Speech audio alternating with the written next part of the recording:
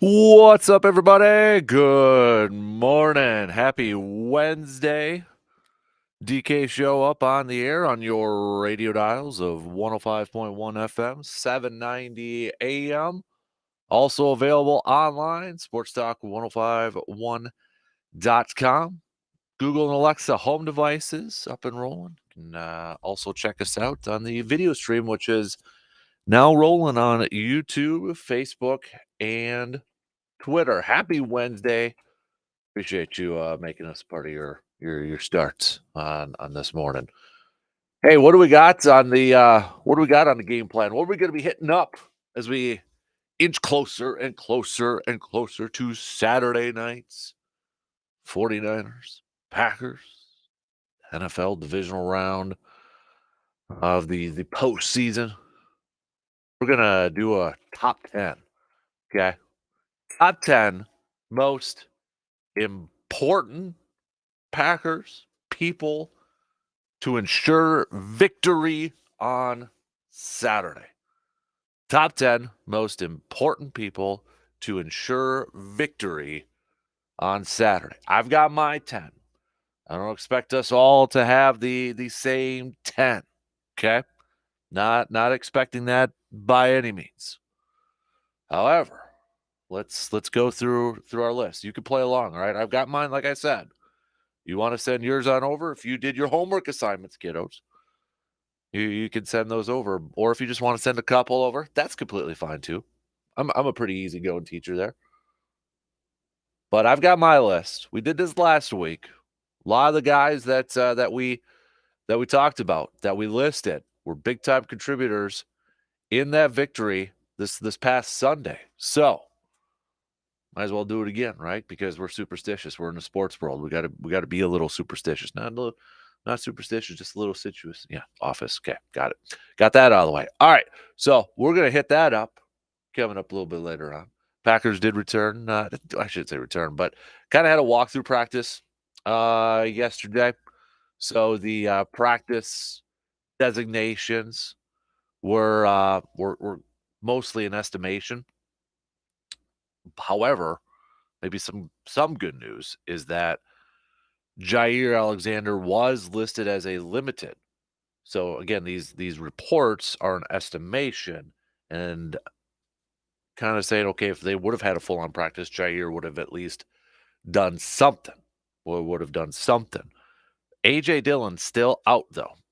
He's still out dealing with that thumb injury and that neck injury too. So, but maybe just maybe Jair will be ready to go. We should have a better idea today.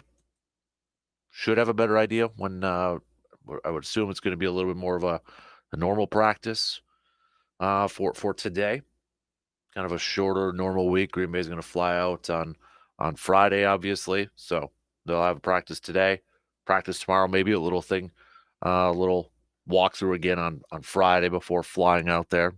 But maybe cross your fingers that Jair will be good to go for the game on Saturday night. So that's kind of your update where everything's at this point. Hoops wise, last night, some thought it was going to happen, and it did. It was a trap game. Badger basketball falling to Penn State, dropping their first Big Ten conference game of the season, 87-83.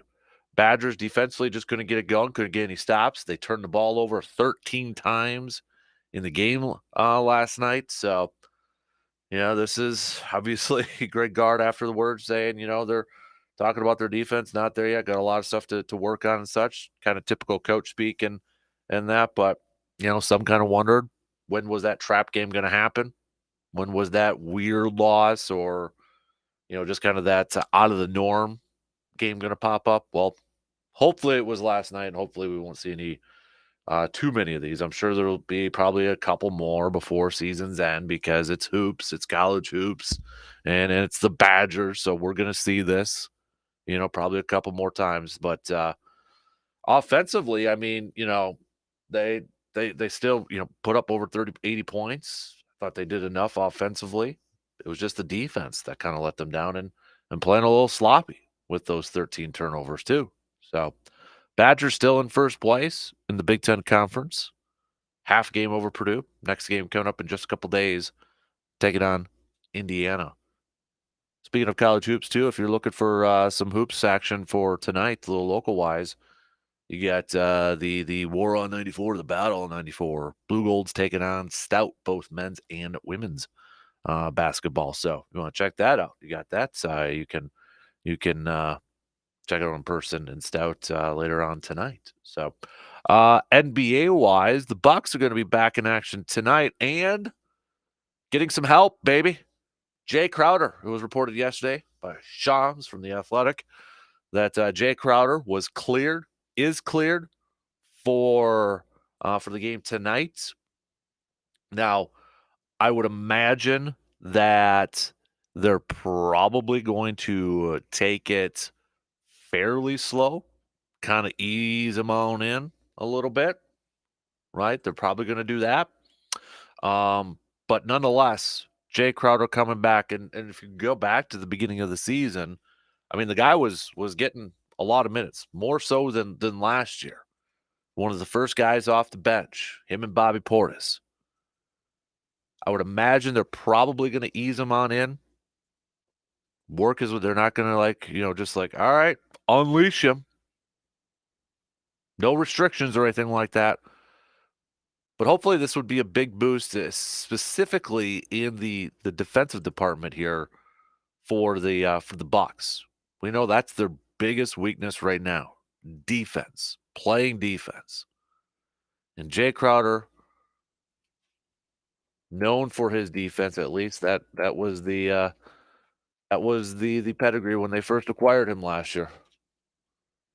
So hopefully he can be that guy that, I don't know if he can completely change this team on the defensive side where, they're all of a sudden going to be vaulting back up to a top 5 team. But I think just a little bit here could help him maybe bring a little bit more of that intensity out there as well. But we'll see. With the trade deadline approaching, coming up here, we're going to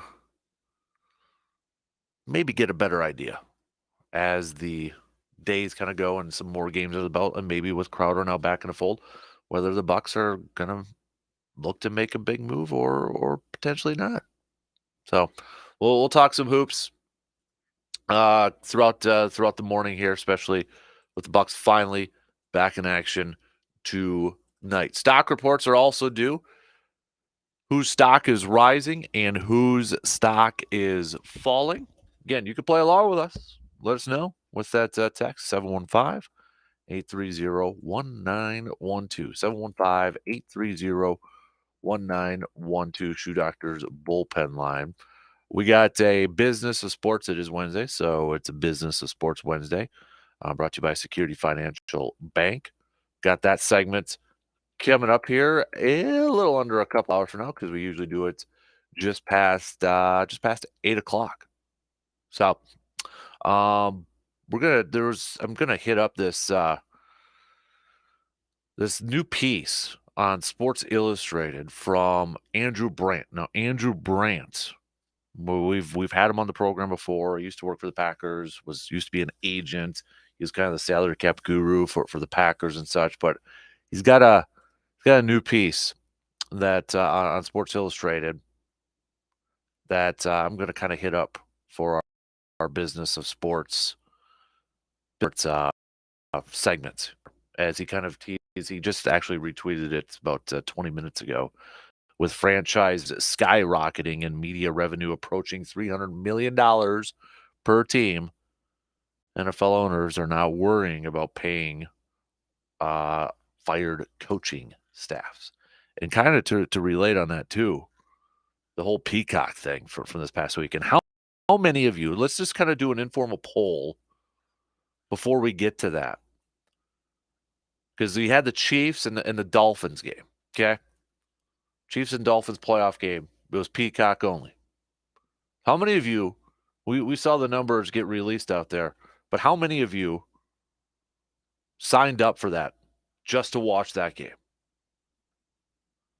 How many of you was like, okay, I'm gonna bite the bullet. Might only just watch the one thing, but I'm gonna give them my $6 for a month. Some of you maybe already had it, but how many of you were like new subscribers? We're gonna go through some of those numbers here too, and just again proves why NFL is king. Okay, NFL is king. So we got that coming up in a little bit too. So we got hoops, we've got football, we got business and sports stock reports, all that good stuff here. Let's get it going here this morning. Another chilly start again, depending on where you are listening to us from this morning. But let's jump into it with a little top 10. Okay, with a little top 10. Got some comments too that we're going to hear from Kyle Shanahan and Mr. Bosa over there from the 49ers. What did they have to say about facing this Packers team and some of their thoughts on this Packers team? I know the one thing that a lot of people are kind of running with, especially on social media right now, is Shanahan's comment about they started preparing for Green Bay about halfway through the second quarter. Some people kind of missing the second part of that, but he said, then when Al scored there, he kind of, started preparing for both or started working on both of them at halftime. And then quickly in the third quarter, he went back to strictly kind of preparing for Green Bay. So, however, 49ers sounds like they're going to have Christian McCaffrey as a full go. He was a full participant. He was dealing with a calf injury and such, but sounds like he's going to be a full go over there. So, as we are just a couple days away, man, just a couple days away, let's talk some more Packers, 49ers, previewing this divisional matchup here. Who are the top 10 most important Packers people for this game? Give me yours. You don't have to give me top 10 if you don't want to. We're not all going to have the same list. I've got my top 10.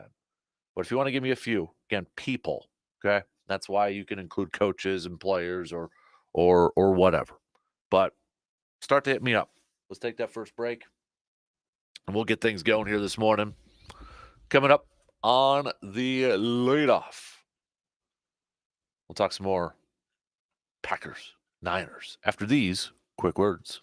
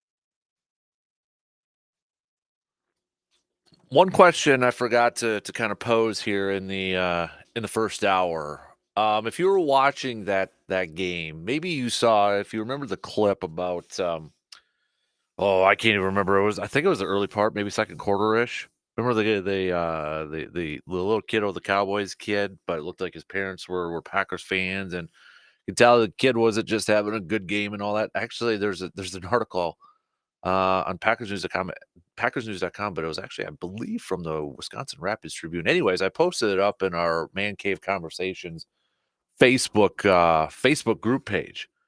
Check it out. How many of you listening right now are parents of a kid, or maybe I guess maybe we can expand it to significant other. Maybe it's a little bit of a divided house or anything like that. But how many of you are parents of a kiddo who is a fan of another team, and how do you go about that? Because the reason I'm bringing this up is if you read this article, I mean, the dad who's a Packers fan, God, he's got two boys in here. One is a Packers fan, one's a Cowboys fan. But there's a quote in there about the dad makes the kid, or has the kid buy his own cowboy swag. I'm paraphrasing it, but the dad makes the kid. He's like, okay, if you're gonna be a Cowboys fan, you know you gotta buy the stuff yourself. So that's what he does. Um, I'm curious if there's any other parents out there with similar mindsets when it comes to their sports fandom. Do you kind of like, nope, kid, you're not a fan of the green and gold? You're gonna have to buy your own swag over there. I can't do it. Can't do it, won't do it. So check it out. I post the right one? I was trying to do it really really quick here, but I'll double check it here.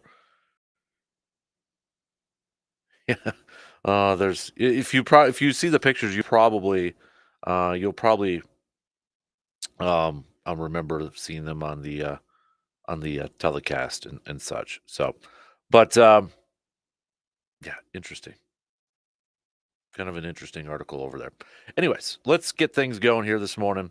All right, let's talk some green and gold here as we get set to get closer and closer to the Packers taking on the San Francisco 49ers on Saturday night. Saturday night, right?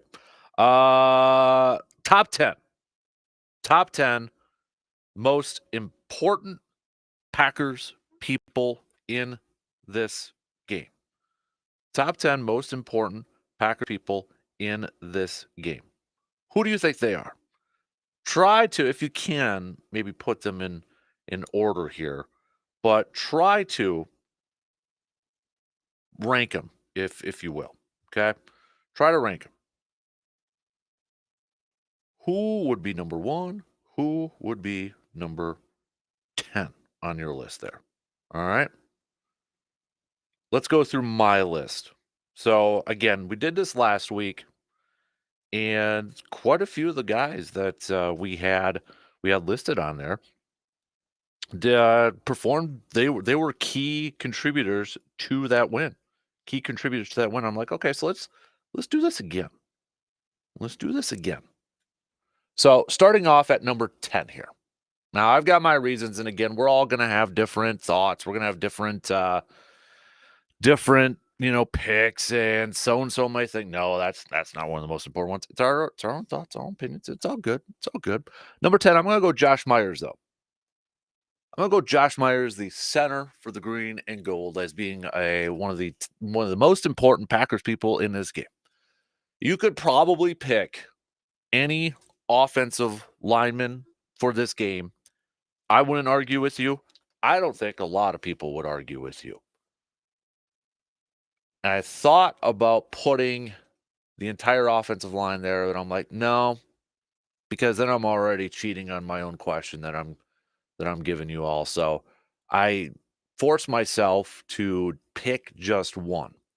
And the reason I went with Josh Myers. Now, when you look at this 49ers defensive front, I mean, you've got Bosa, right?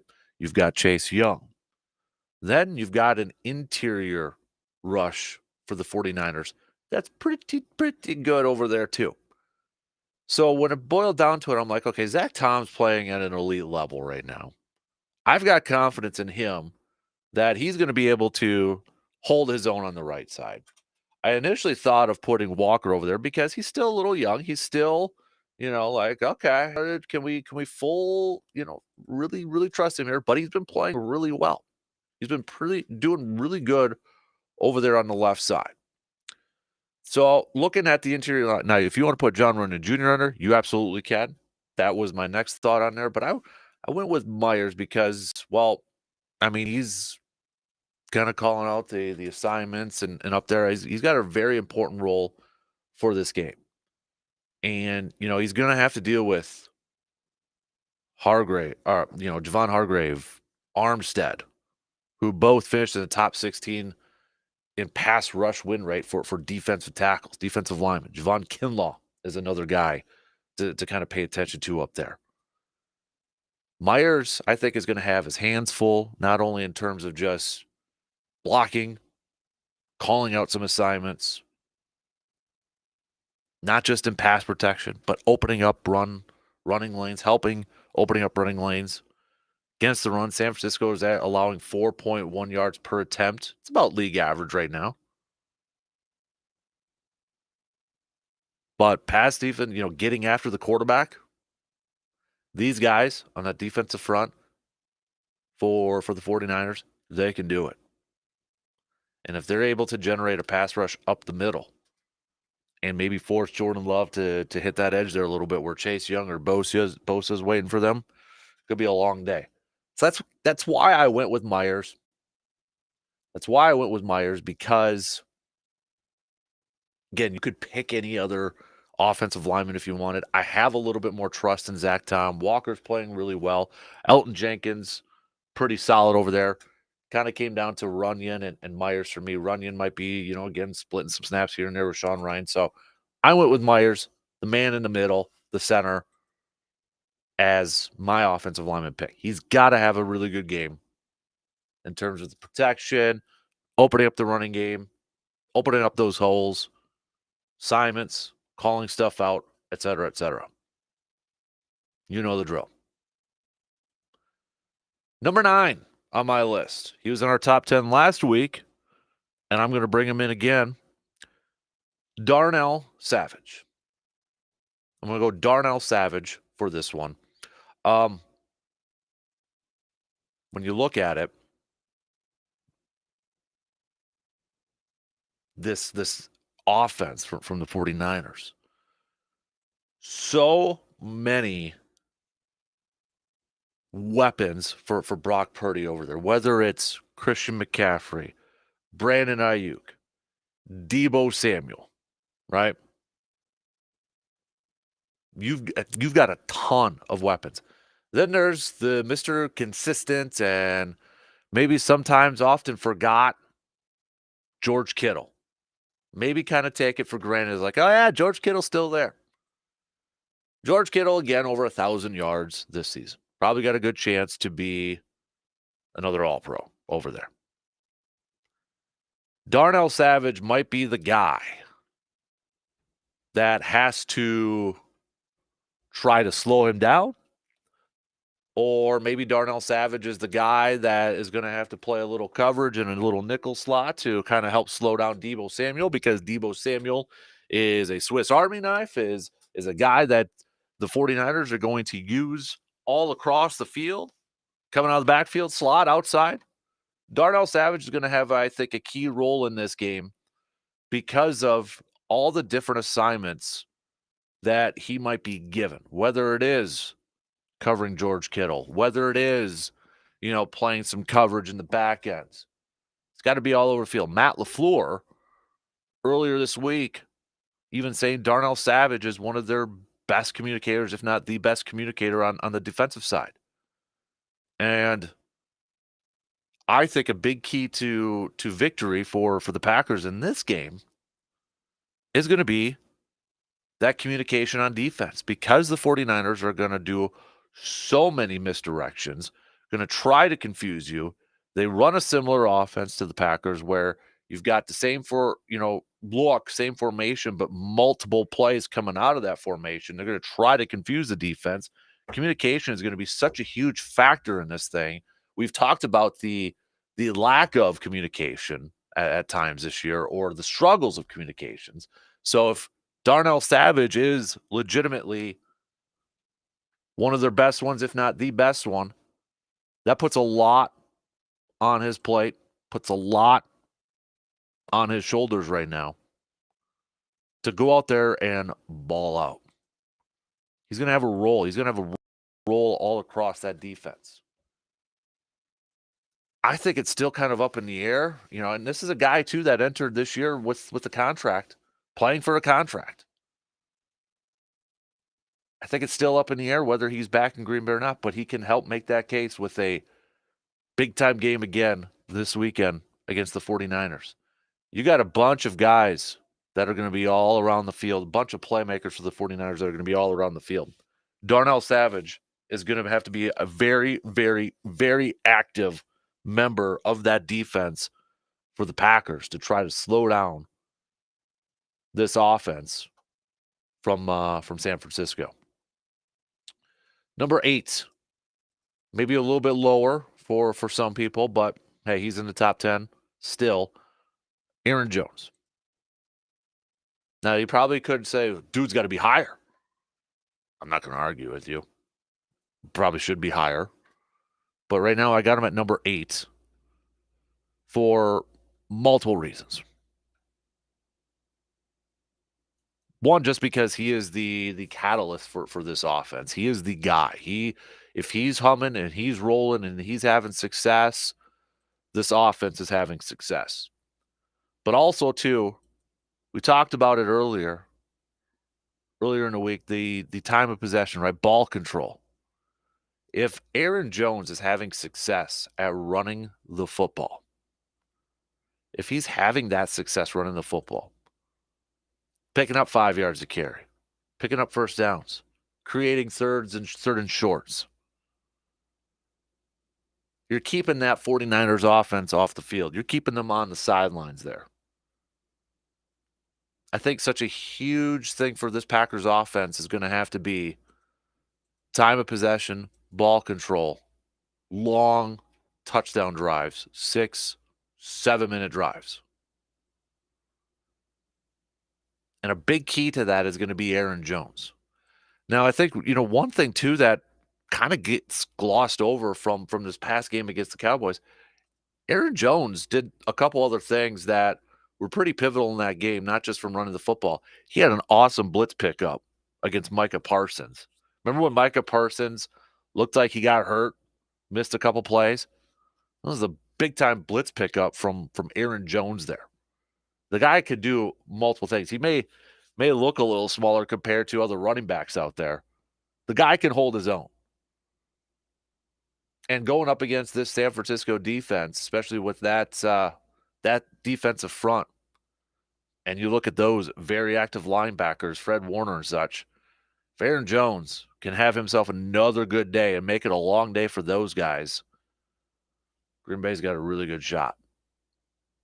So Aaron Jones is at number 8. Again, probably could be higher, probably should be higher, but I got him at number 8 on my list.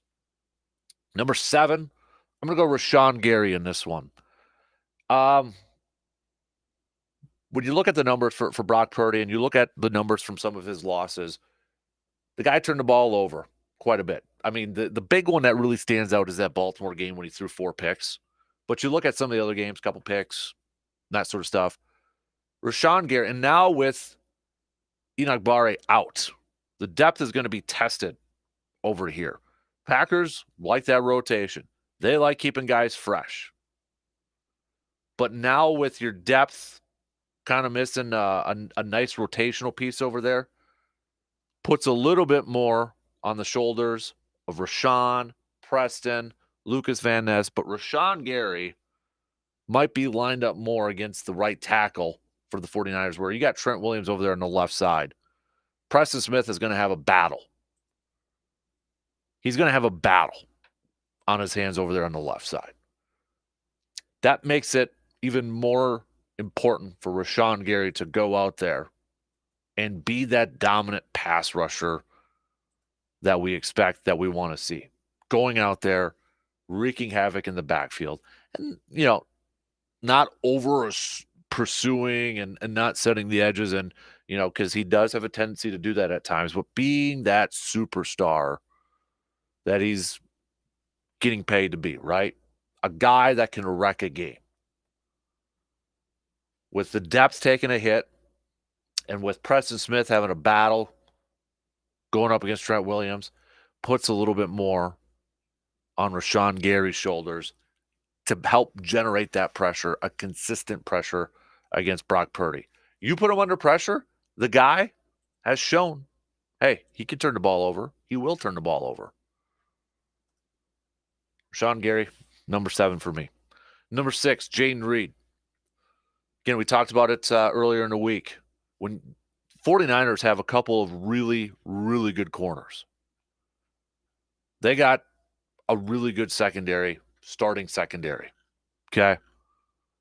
It's going to be a long day, for maybe a guy like Romeo Doubs, or, if Christian Watson gets an increase in snap counts, or Wicks, or whoever the outside corners may be, or the top 2, wide receivers may be at that point. But, Ward over there for the 49ers, he's had a great year. Lenore's had a really good year. But if there is a crack in that secondary, or if there is a crack in the defensive foundation, it might be a little bit with their depth at that cornerback spot. Because we talked about it earlier this week. Some teams like the Bengals, Vikings, and such, they played a lot of 3 receiver sets to try to expose that. And if that's the case, Jayden Reed is a guy then that has to take advantage of that. If he's going to be, going up against the nickel corner, going to be in the slot, going to be a guy that's going to be active, moving around the line of scrimmage, motioning,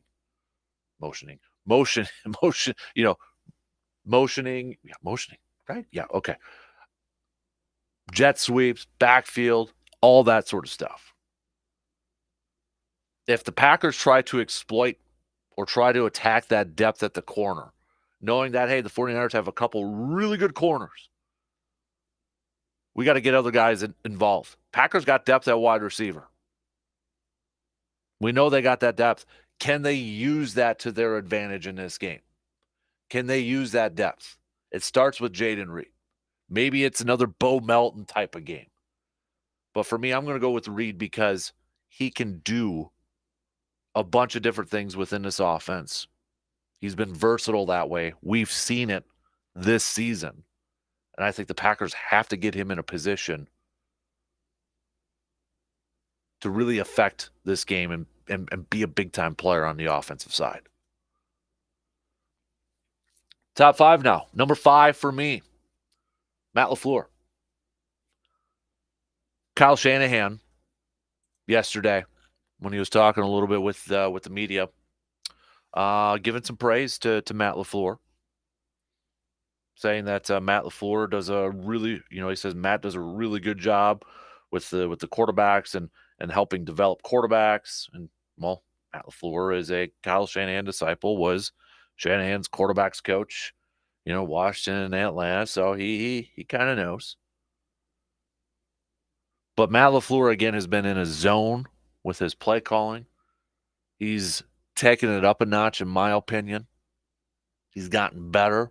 He's gotten to know his team. He's gotten better at putting guys in a position to affect games, to be successful. It seems like he's always kind of been a step ahead of opposing defensive coordinators. Can he do that again this week against the 49ers and Steve Wilks and that group? Can he do that again? Can he continue to do that? Can he continue to be aggressive and have that confidence? Get a little bit further into the postseason, or you get a little bit further in Sometimes we see guys like, oh, okay, now let's try, they kind of back off a little bit. They're trying to play it a little safe. Like, oh, wow, okay, we're this far now, and we got a shot to do something special. Maybe let's play a little bit safe. Can't do that. You can't do that in this game. He's got to continue to be aggressive. He's got to continue to have that confidence in his quarterback and that confidence in his play calling too, because it's been really good. He's got to keep it up. He's got to have that foot on his gas. He can't. I think he learned a lesson in this game against the Cowboys too. It doesn't matter how big of a lead they got. You keep those 2 feet on the gas pedal. He admitted it. It was a learning experience for him.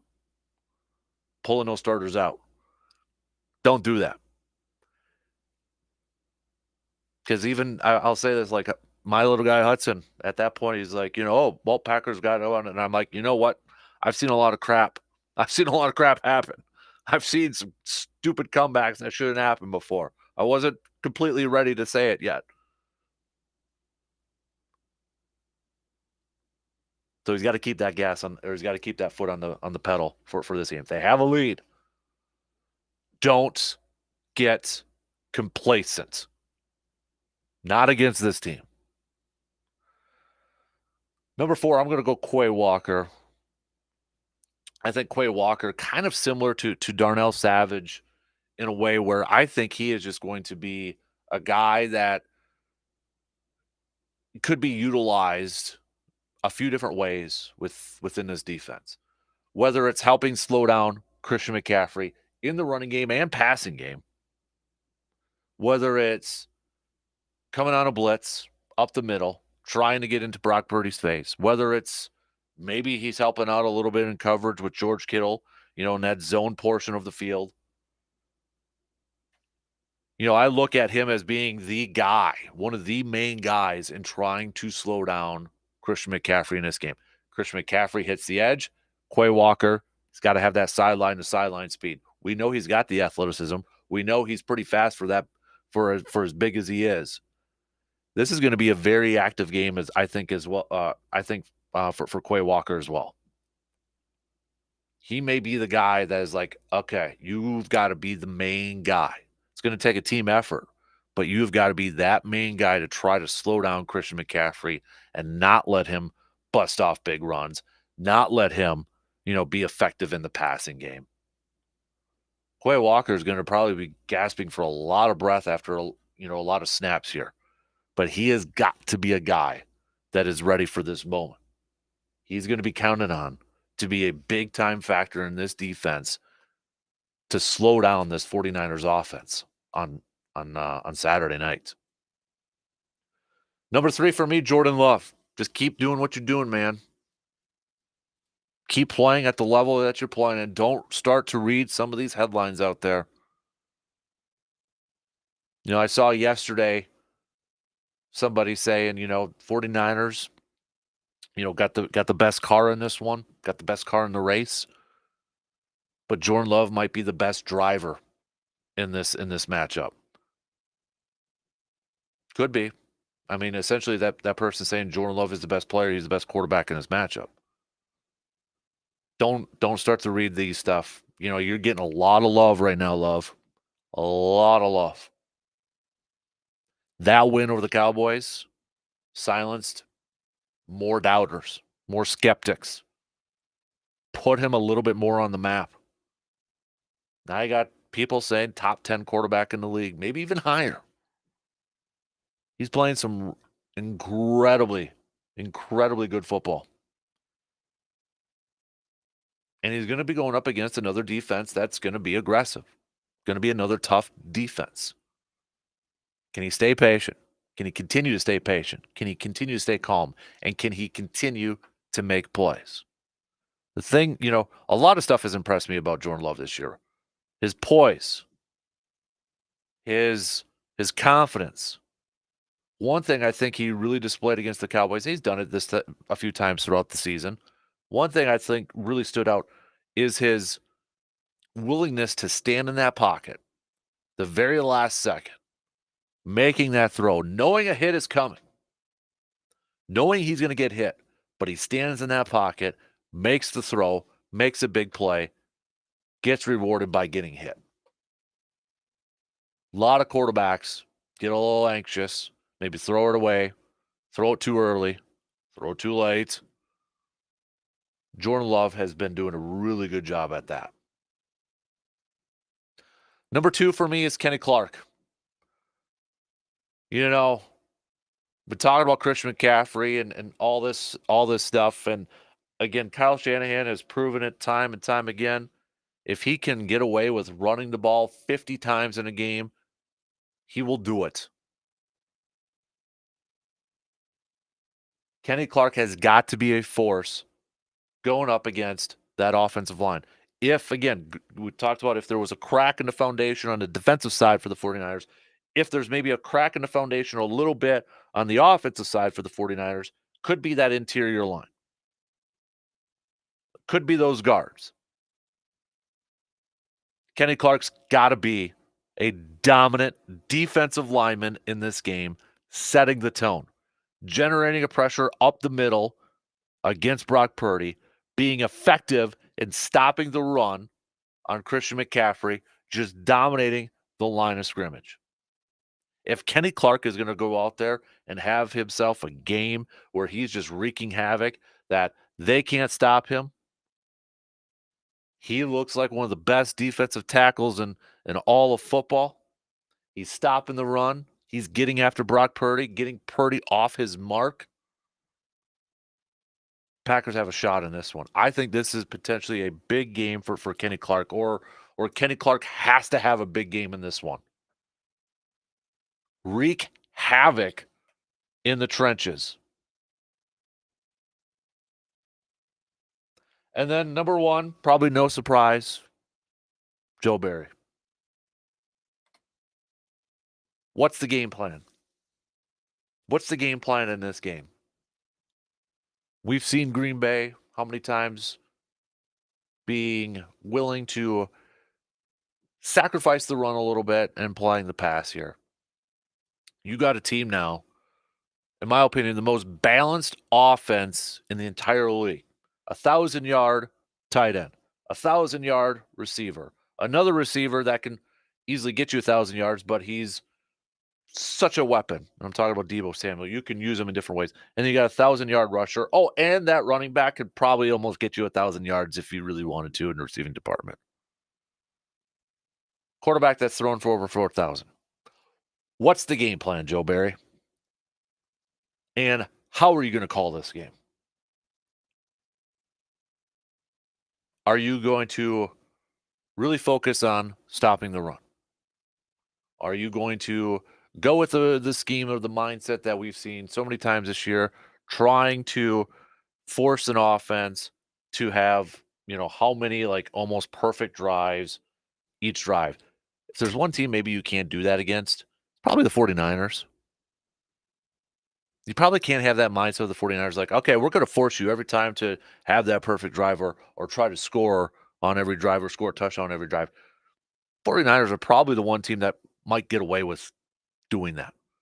You probably got to be a little bit more aggressive in this one. Is it a risk? Kind of like last week. Was it a risk to be a little bit more aggressive against the Cowboys? Yes, because they got a really good offense too, or they did. You can't be complacent in that. The risk or the reward far outweighs the risk. Going to have to play a little bit more aggressive. Not stupid aggressive, but you got to do something to force some turnovers in this game like you did last week. You got to the 49ers are going to turn the ball over. If Brock Purdy's going to throw some picks and throw some interceptions, you got a shot at this thing. And if you get off, and if you get in a third and long situation, get off the field.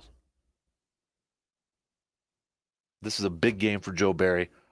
What's that game plan going to look like? How is he going to call this game? This is Joe Barry's biggest game of his defensive coordinator career, in my opinion, right now. All right, we got to take a break. Went a little long, but that's okay. Quick break. We'll be back in just a couple minutes. Finish up the first hour.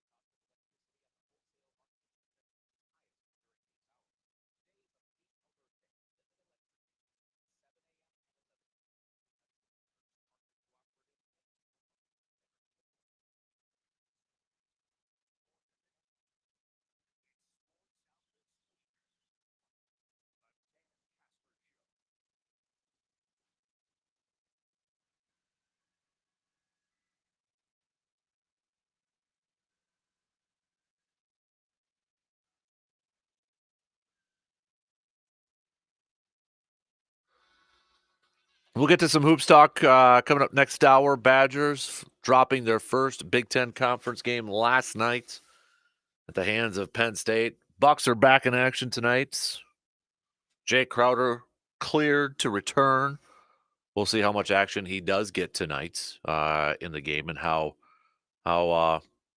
big of a difference he can make maybe on the defensive side of things. So speaking of college hoops too, don't forget Blue Golds and Stouts, both men's and women's teams going at it tonight against each other. Got a doubleheader over there in Stout tonight. So we'll talk some hoops coming up in the next hour. Don't forget stock reports are also due.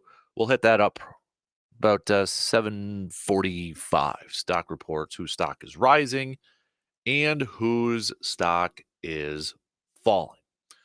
We'll get to some more green and gold talk coming up a little bit later on too, because I do want to play a clip from Nick Bosa. What do you have to say about the quarterback situation in Green Bay? We'll finish up the second hour with Morgan. Good morning, Morgs. How's it going, Kasper? Good. How are you? Got a good stocking hat on today? Yeah, Do thank you have a favorite sports quote? Because, like throughout sports, whether you're geared up and you're living off the fumes of a great playoff game like the Packers had, you go to the locker room, there's always good quotes to come out of sports. Do you have a favorite sports quote? Because I have a list and I'm going to have you play roulette. Wednesday wildcard action. You're just going to pick a number. I'm going to tell you a quote. You're going to tell me what you think of it. But do you have a favorite before we get started? I don't know if I have a favorite. I'm a big quote guy. I've got a few in my office. Right, But right. Lombardi's always good for a good one. If you had to pick one that always sets you right, like you said, okay, this is maybe the one that I would keep on my wall if everything else came down. The one I always like from Lombardi, there's a couple, but I can't say it word for word and I don't want to screw it up. But there was one from Lombardi where he said that but talk about teamwork for the Packers, Mhm. and he said they didn't do it for individual glory, they did it because they loved one another. Yep. So that's always one that stood out to me. I like that. All right, so we'll play the roulette game here with sports quotes. Pick a number 1 through 12. Tick tick tick tick tick tick tick tick tick tick 7. tick tick tick. 7. Venus Williams, just believe in yourself. Even if you don't, pretend you do, and at some point you will. Are you a fake it till you make it kind of guy or not? Nah, the whole believe in yourself, I think that gets overplayed. I think some people just fake it and then Yeah. forget to make it. Yeah. So they just keep faking it, and those people turn into real jerk offs. Yeah. That's kind of what I think. That one didn't get me motivated at all. Okay. No. 1 through 12, go. 12. 12. Jackie Joyner Kersey, the only person who can stop you from reaching your goals is you. I've heard that one before too. What do you That's not think? all fit. Nope, I'm not motivated. Ooh, punching that one That down one's too. even worse. All right. Tick, tick, tick, tick, tick, tick, 2. tick. 2. LeBron James. Oh gosh. Hey, do it for Hutsy. He's gone down on the LeBron train. I so. should give you these quotes without the name. Yeah. Maybe it's the name that's thrown you. You don't want to credit LeBron, Yeah. but he said, "Don't be afraid of failure. This is the way to succeed." You know, that sounds like a knockoff on Jordan's, where he's like, that is why, I've failed 1,000 times. That is why I succeed. Yeah. Yeah, he stole that from Jordan. So Okay. no. Ooh, tough crowd. Tick, tick, tick, tick, tick, tick, tick, tick, tick, 3. 3. You dream, you plan, you reach. There will be obstacles. There will be doubters. There will be mistakes. But with hard work, with belief, with confidence and trust in yourself and those around you, there are no limits. I like that one. Michael Phelps. Okay. I like Michael Phelps. Yep. Yeah. That's a good one. Okay, we'll Yep. keep that one on Yep. the list. Yep. Tick, tick, tick, tick, tick, tick, tick, We'll go tick, 5. tick, tick, tick, tick. Oh, I've missed more than 9,000 shots in my Mm. career. I've lost almost 300 games. 26 times I've been trusted to take the game-winning shot and missed. I've failed over and over and over again in my life, and that is why I succeed. There's your Jordan right there. That one, Yep. that one stays. Yep. We got That's one the more. winner. One more. Okay. Number 10 for Number Jordan Love. 10. If you persevere long enough, if you do the right things long enough, the right things will happen. No, that one. I don't Back to Jordan. Yeah. Okay. Yeah. This is why I succeed. Michael Jordan. Yeah. We'll Who said that number 10 one? Manham Reem. I don't know. Okay. Not Michael Jordan. No. We'll just put everyone as not Michael Jordan. Exactly. Okay. Thanks, Mark. Yay. Thank you.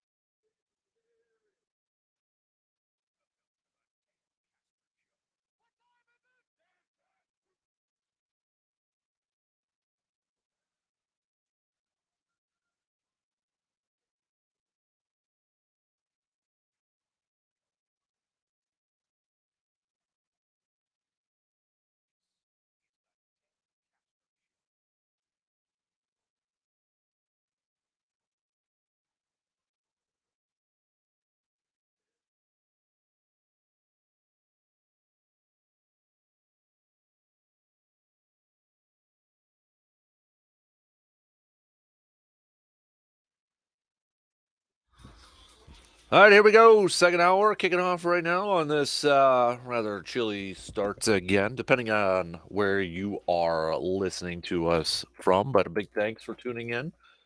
Coming up, we're going to talk some hoops. Bucks back in action tonight and getting some help. Jay Crowder officially cleared, according to reports, to return to the team, to return to the lineup. So we'll see how much playing time he'll initially get, and then how effective could he help improve the defensive play from the Bucks this year. Badgers dropping their first Big Ten conference game. Some of you are kind of wondering, would this be a trap game coming up here? And well, maybe. Well, it kind of looks like you were right because they did lose to Penn State. Offense still putting up over 80 points, but struggling defensively in the game last night and being a little sloppy with 13 turnovers. Badgers, next game coming up on Friday against Indiana. They still hold on to the Big Ten Conference lead, but by just a half a game over Purdue right now. Let's catch up on a couple of texts here. Seabaum a little bit earlier said, I am one of the idiots that put up $6 for that streaming thing. We are going to be talking about that in our Business of Sports segment coming up in about an hour. So the question I kind of threw out to everybody out there, did you drop $6 just to watch the Chiefs and Dolphins game on Saturday night? We're going to get you some numbers because you wouldn't be the only one, obviously, to do that. G-Man did not. He said, plain T. Good morning, DK. Really enjoyed your top 10 list. Really great listening to with lots of great insight. Appreciate that, sir. Might have thrown the tight ends in there somewhere, but other than that, I think you nailed it. I did think about trying to put a tight end in there, especially, that nickel coverage topic that we talked about there. I wouldn't argue with that at all, man.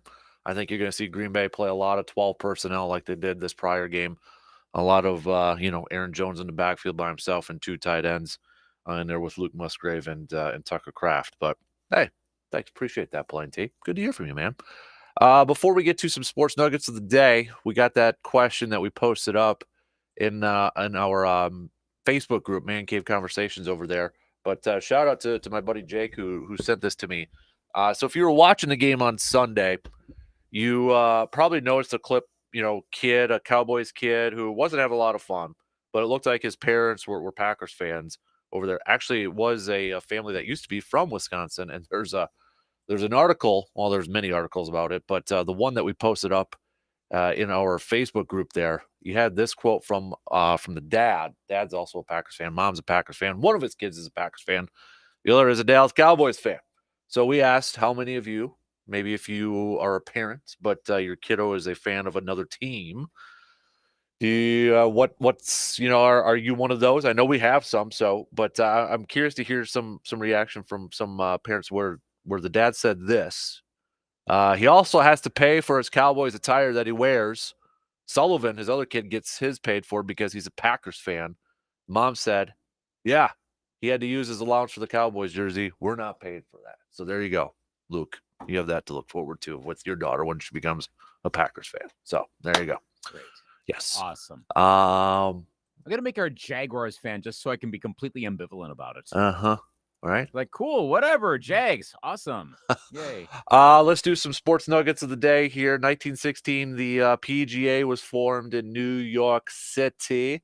Wilt Chamberlain in 63 scored 67 points against Los Angeles. We've got the Rams, the Los Angeles Rams, in 1995 announced that they would be moving to St. Louis. Well, we know they're back in LA now. 1999. I remember this one.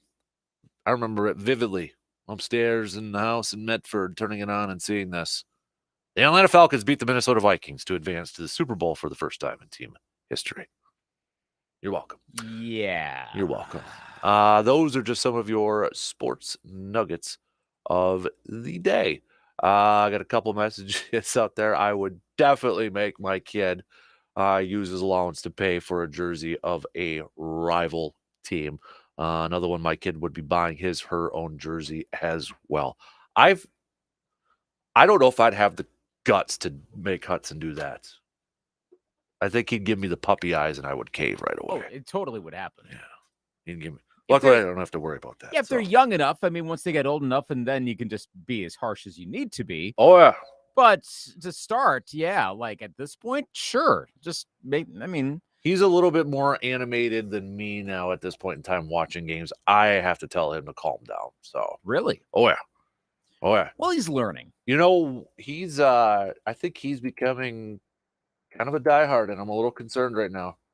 I caught him last night in his room watching a ball game, Alabama basketball. The Nate Oates game, as I guess we're now calling that. Yeah, he was getting into it. So he watches these get the other night he was watching oh boy, I can't remember what it was. Another college basketball game too. He's a diehard. He's getting into it. Wow. So is he gonna have like 16 brackets that he fills out every March? He did one last year and he won it. He doesn't need to do 16. Oh, that's true. He's got his sheet of integrity. Nope. Does he already refer to it as the sheet of integrity? No, he doesn't know what that means. Soon enough. I will let him know though. So yeah. Wow. Mm-hmm.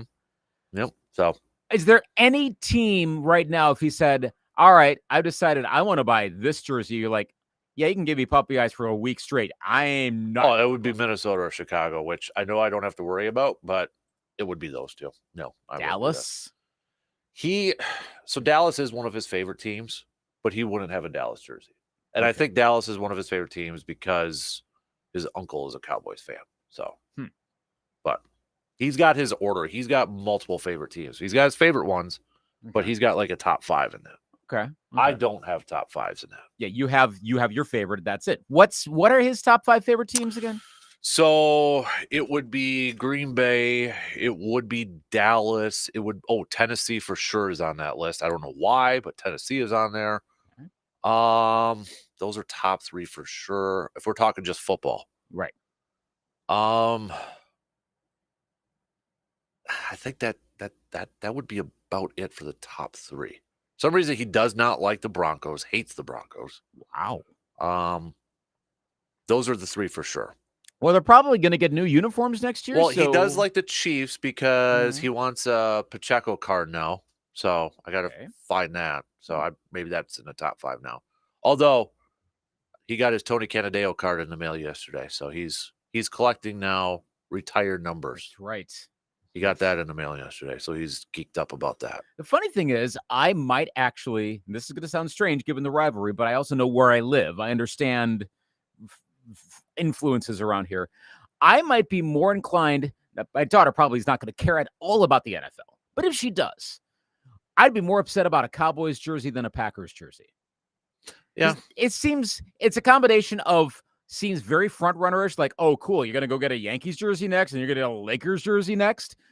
And second, your history with them though too is and they're such an annoying team. Like they're like as much as I was watching that Packer Cowboy game going, oh gosh, not the Packer, really? This is gonna have 15 more years of this. There's the other part of me that's going, this is okay, Luke.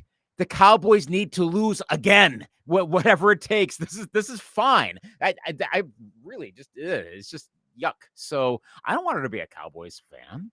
Yeah, it's lame.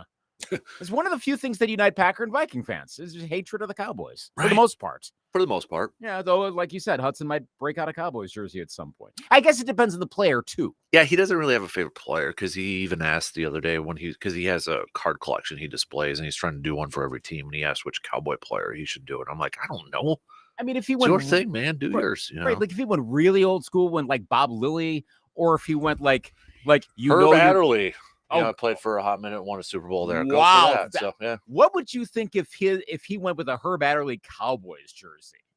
I'd actually respect that probably. So that could go in 2 very different directions. I would actually respect that. Yep. He would know his history. Yep. That's true. He's he's for some reason he's on the old school stuff right now. That's good. That's good. I appreciate that. Yeah. Struggles. Yeah. Tony Canadeo and now he's got a Ray Nitschke one coming. So nice. Very nice. Trying to convince me to get a Reggie White autograph. And I'm like, you can save up for your allowance and get that. That's a little too much right now. So. What do those go for? I mean, you're talking in the hundreds. I've seen some auctions and I can't pull the trigger on that. So no, if he really wants it, he knows how to get it. Yeah. He does. Good luck. Yep, exactly. So, okay, let's talk some hoops here. Let's lead off talking a little Badger hoops. Badger basketball falling to Penn State last night, 87-83. Badger still putting up over 80 points. AJ Storr 23 points. Stephen Kral had 17 points. And then even off the bench, the freshman Blackwell contributing 14. Not enough though. Badger struggling defensively and turning the ball over 13 times in the game last night. Some sloppy play, some sloppy defense. Badgers dropping their first conference game. Not trying to overreact from it because, and I'm not trying to disregard it, but I think we all expected a game like this to happen fairly soon at this point in time. Yeah, I mean, I was thinking last night. So is this the beginning of like this trend where suddenly they get exposed or something? I'm like, I mean, maybe, but I don't think so. Teams have these sorts of things happen. Look at the top 10 last week. Period. We were talking a week ago, like, well, maybe the rest of the top 10 will all keep losing and we'll end up keeping Purdue at number 1. Not quite, but it came remarkably close to that. We had opening up to end the week. I threw this nugget out. Was it on Monday? Of all the ranked teams that lost to unranked teams, 1, 2, 3, 5, 6, 8, 9, 10, 11, 17, 19, 21, 23, and 25 all lost. Huh. All lost. All of them lost to unranked teams too. That's the thing. What a weird week last week. Mm-hmm. So it happens to Wisconsin. So I think they were off. I mean, Purdue lost to Northwestern for crying out loud Right. too. So I will react more when I see this turn into a trend, when I see Indiana run roughshod over them on Friday night. Until that happens, and I don't think it will, I'm not going to be too concerned about this. I think the Badgers were just off on the road. It was one of those games. I agree. Yeah, I agree. So, and honestly, there might be a stretch at some point where they maybe even lose a couple back-to-back ones that are like, oh, that was ugly. Yeah. So, would losing to Indiana at the Kohl Center be that would be concerning? bad, especially, because it's at the Kohl Center in Indiana. Did not look good last night either. Mm-hmm. It was halftime, and I was scrolling through Twitter of that game, and there were some people who cover hoops because it's 51-29. And there were some people in Indiana saying that I don't know if I've ever seen such a porous performance from Indiana basketball or like in a long time. Of course, they beat the Gophers the other day, and they've had still a surprising start. But then again, Indiana's not getting votes in the rankings right now. No, that would not. I would be more concerned. I mean, unless it's a different way that they lose, I'd be more concerned Friday night. But until then, I'm not. Maybe their most impressive game might have been their loss to Kansas when they only lost by 4. Indiana earlier in the year. Yeah. But so I don't think there's too much to this. No, I think they'll bounce back next week or in a couple days here at the Kohl Center. So I'm looking in bracketology to see who do we have Big Ten wise. I know Wisconsin was a number 2 just a couple days ago, but that's probably going to drop. Yeah, so. They'll fall. That's okay. I mean, heck, right now Indiana State would be more likely to be in the Shout out Indiana. Larry Bird. Nice. They're in the next 4 out category at this point. Nice. The Zags would not make it. Gonzaga would be in the first 4 out. No kidding, huh? Wow. Yet Nebraska and Northwestern and the Ohio State University would all be in. Interesting. Interesting. I like that. Yeah, of course, highly subject to change. Indiana State makes it. Let's bring back Larry Bird. All right.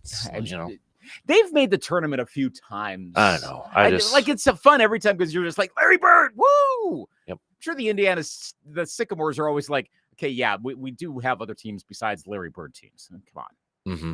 Yeah. I see Marquette's a 4 seed right now. Really? Yeah. They didn't budge, but I mean, of course, it depends on who's around you as well. But it's UConn, North Carolina, Kansas, and Purdue. When it's all said and done, who's got the higher seed, Marquette or Wisconsin? This is getting tougher to assess. I still think Marquette rights their ship. Right now, it's a little bit of recency bias. I'm saying Wisconsin. Yeah, I think so too. They're proving it. Outside of last night, they're proving it. Do you think right now the Big East is a tougher conference than the Big Ten? Let's see, because they got Big Ten is very top heavy, I would say. You got Illinois, you got Purdue up there, you throw Wisconsin in there, and then it kind of falls. Would you agree? after the top three there. Yeah, that's about it. So you got UConn, Marquette. Who else? I'm going through all the seeds. I know here. Creighton was ranked at one point. Yeah, where's Creighton in here? I just they're a 4 seed right now. Seton Hall would be a 9. Princeton would be an 11. Look up on the other half here, and I'm not don't see too many other ones. Well, I mean Nova, but they're 7th. Right. It's the general difficulty of getting through that conference. Yeah. As a rule, it's a tough conference to play. Providence would be in the first 4 out. So I'm sorry, I meant Princeton was the Ivy Leaguers. Sorry. Providence would be the first 4 out. I get those two schools confused all the time. Butler would be in the next 4 out category. Okay. So I mean, there's a fair A little amount bit more depth, but maybe not as top heavy, even with UConn being up there. So I would think Marquette probably. I mean, I get it. I get some of the losses, but I think there's something just that hasn't been right. That is correctable, but hasn't been right with the Golden Eagles this year. Yeah, I agree. All right. Hey, let's take a quick break. Then I want to talk some Bucks before we get to some stock reports. Play along with us. Send us your stock reports. Whose stock is rising and whose stock is falling. We'll take that break, and we'll be back in just a couple minutes.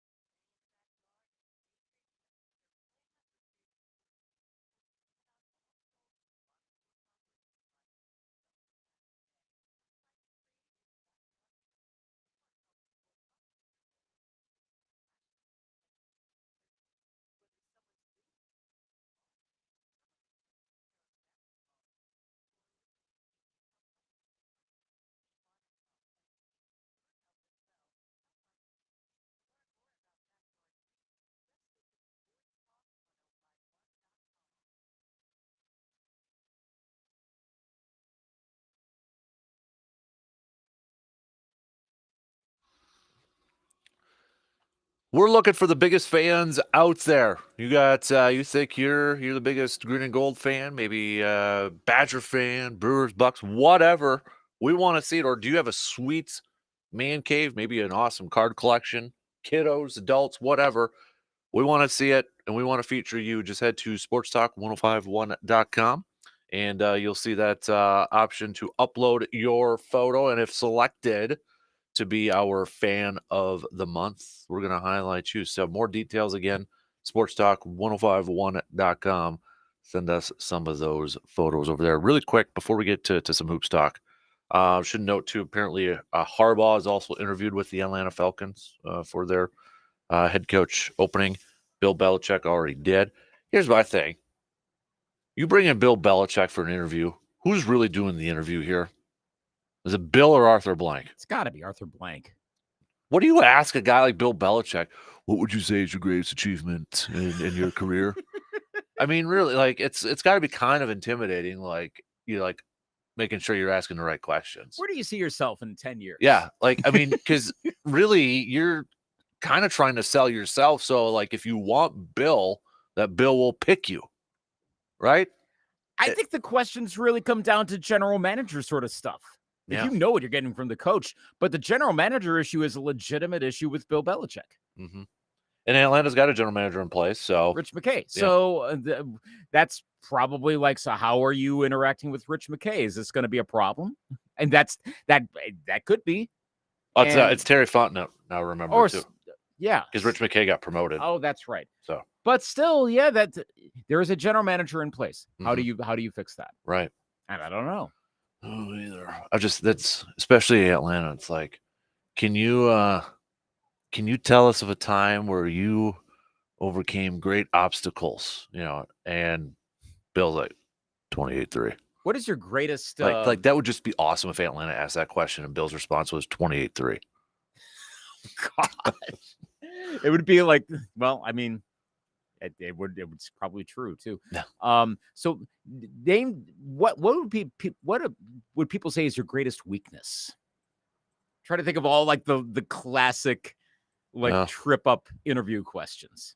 Greatest weakness, and then it's Michael Scott from The Office. It's because everything you quote Michael Office.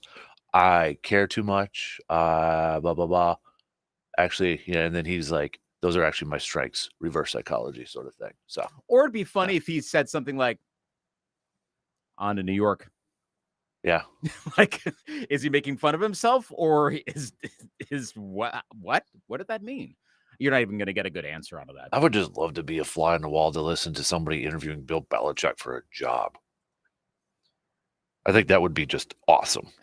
If I'm interviewing Bill Belichick, I turn this into, like, I find some way to get him to start going all football history, explaining the game on me, and knowing I'm going to settle in for 4 hours of the straight IV of knowledge. Honestly, and I know some have said this too, like when you go through interviews, you just kind of do it to maybe learn a little bit more about your team, get an outside perspective. I would ask Bill Belichick a lot of questions about, hey, what do you think of our current team?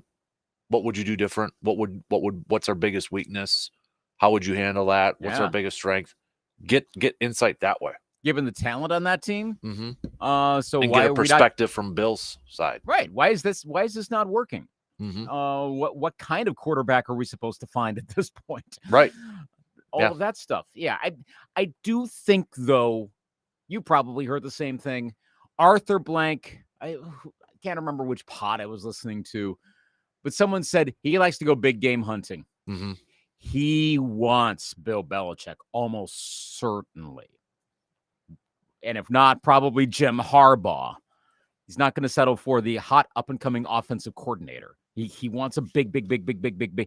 He'd probably try to get Nick Saban if that was a possibility. Yeah. Pete Carroll could be a possibility. That's who he wants. And he's old enough now. Time's running out. He's in, 81? Yeah, he's older than Bill. Falcons have never won a Super Bowl. Nope. One of the longest running franchises to never win any kind of championship, no league championship at all. Not that he's been the owner all that time, but still he wants to do something, and his team is very mid right now. That's great. You can hire Bill, but the next thing on your priority list, and it should be probably number one, is like going and get a quarterback. Right.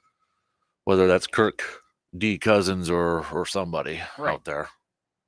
I don't know who it would be, but Cousins is probably the best choice given where his wife's from. So that, where's his wife from? or is either his wife is from Atlanta or they live in Atlanta, like during like. Oh, I did not know that.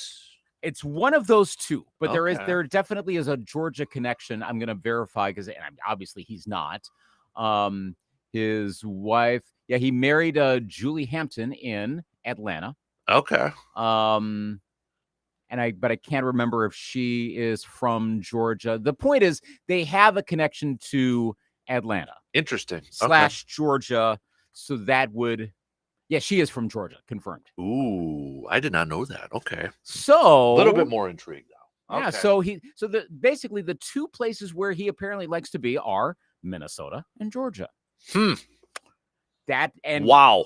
Kirk's going to get into a bidding war again, and he's going to be, as Andrew Brandt said, just solidifying his status as a business and sports Hall of Famer. Oh yeah, get the. I think he's already a first ballot guy. I think they've already worked on the bust at this point, and it's going to happen again. He's going to be like the NBA, where you can get in the Hall of Fame a couple times, whether it's part of a team, coach, player.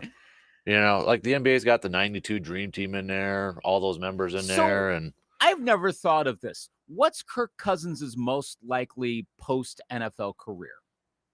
I've not heard anything about what he would. I mean, I'm sure some people have speculated, but it hasn't been a common thing like, oh, he's totally going to be an analyst or he's totally going to be a GM. I've heard nothing. He's going to own a chain of Kohl's stores.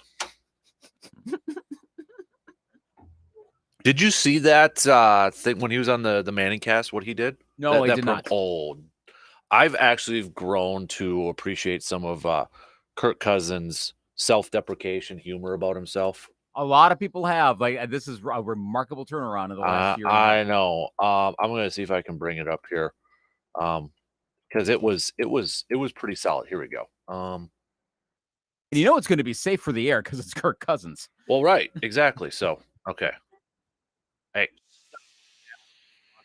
rewind it. Okay, ready for this? Go.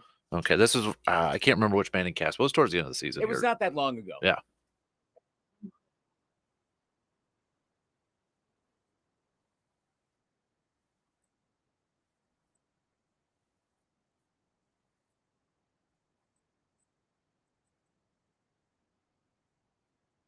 Yeah. Sounds like a dad from like Golden Valley. Mm-hmm. Gosh, I know that guy like 6 times over. That's great. So yeah, wow. Yeah, I don't know what he's gonna do though. It seems like a lot of the slots are getting filled on like broadcasting, and maybe again he doesn't want to do that. They're getting so well. Some people need to stop and just retire. Well, so. I'm glad to see that maybe CBS is legit gonna like change up. Like they're not just gonna keep adding and adding and adding and adding. They're actually gonna subtract a little bit. Well, it's weird that they said that Nate Burleson might be taking over for James Brown's role. Like I could Burleson, see that. I could too, but I think it's because he does the CBS news stuff now. He's got some anchored chops to him. It's just weird to see a former player kind of jump into that type of role. But we forget this unless you're really old enough to remember Frank Gifford and Pat Summerall. Yeah, that's true. I mean, I to this day I'm like, wait, what? But who was like the last studio guy to do that? If there was even one. End up being a host because like NBC was Costas for the longest time. Dan Patrick was in Tirico, so not them. CBS was always Brent Musburger, James Brown, or Jim Nantz, Greg Gumbel. ABC, they didn't really have a studio show. That if anything, it'd be ESPN. Well, that's Berman for the longest time. Yeah, and it hasn't been anyone of late. And Fox has always been James Brown or Kurt Menefee. Yeah. So no, it's been really hasn't been someone in that role. So Burleson would be different, but I think he can handle it pretty well. If there's the two things I would change with the NFL. Well, I could actually go on a whole list for a show that I never watched. 1, bring back the classic music. Sorry, bring back the 70s. Just do it. 2, get rid, and this is more of an in-game thing, get rid of the analysts doing the highlights. Bill Cowher sucks at doing highlights. I'm sorry, but Terry Bradshaw does too. Yeah, well, I mean, I get why, but don't. Just Yeah. no. There's a reason why you have your studio guys, because they can read highlights. And Yeah. Dan Marino starts reading a highlight, you're like, Yeah. okay.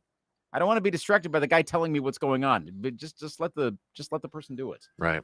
I agree. I would agree with that. I don't Yeah. like that. So I do that. And 3, don't go back to like 6, 7, 8 people. Can cut it down to like 3 or 4. You're okay. Yeah, you don't need everybody. It's not a participation award thing going on here. So No, it's fine. Yeah. Maybe the show will be better. I agree. I hope. I'm still probably not going to watch it, but I think it would be better. Well, I wonder now. I got to imagine. I'm sure it's already been out there, but I got to imagine people are going to be.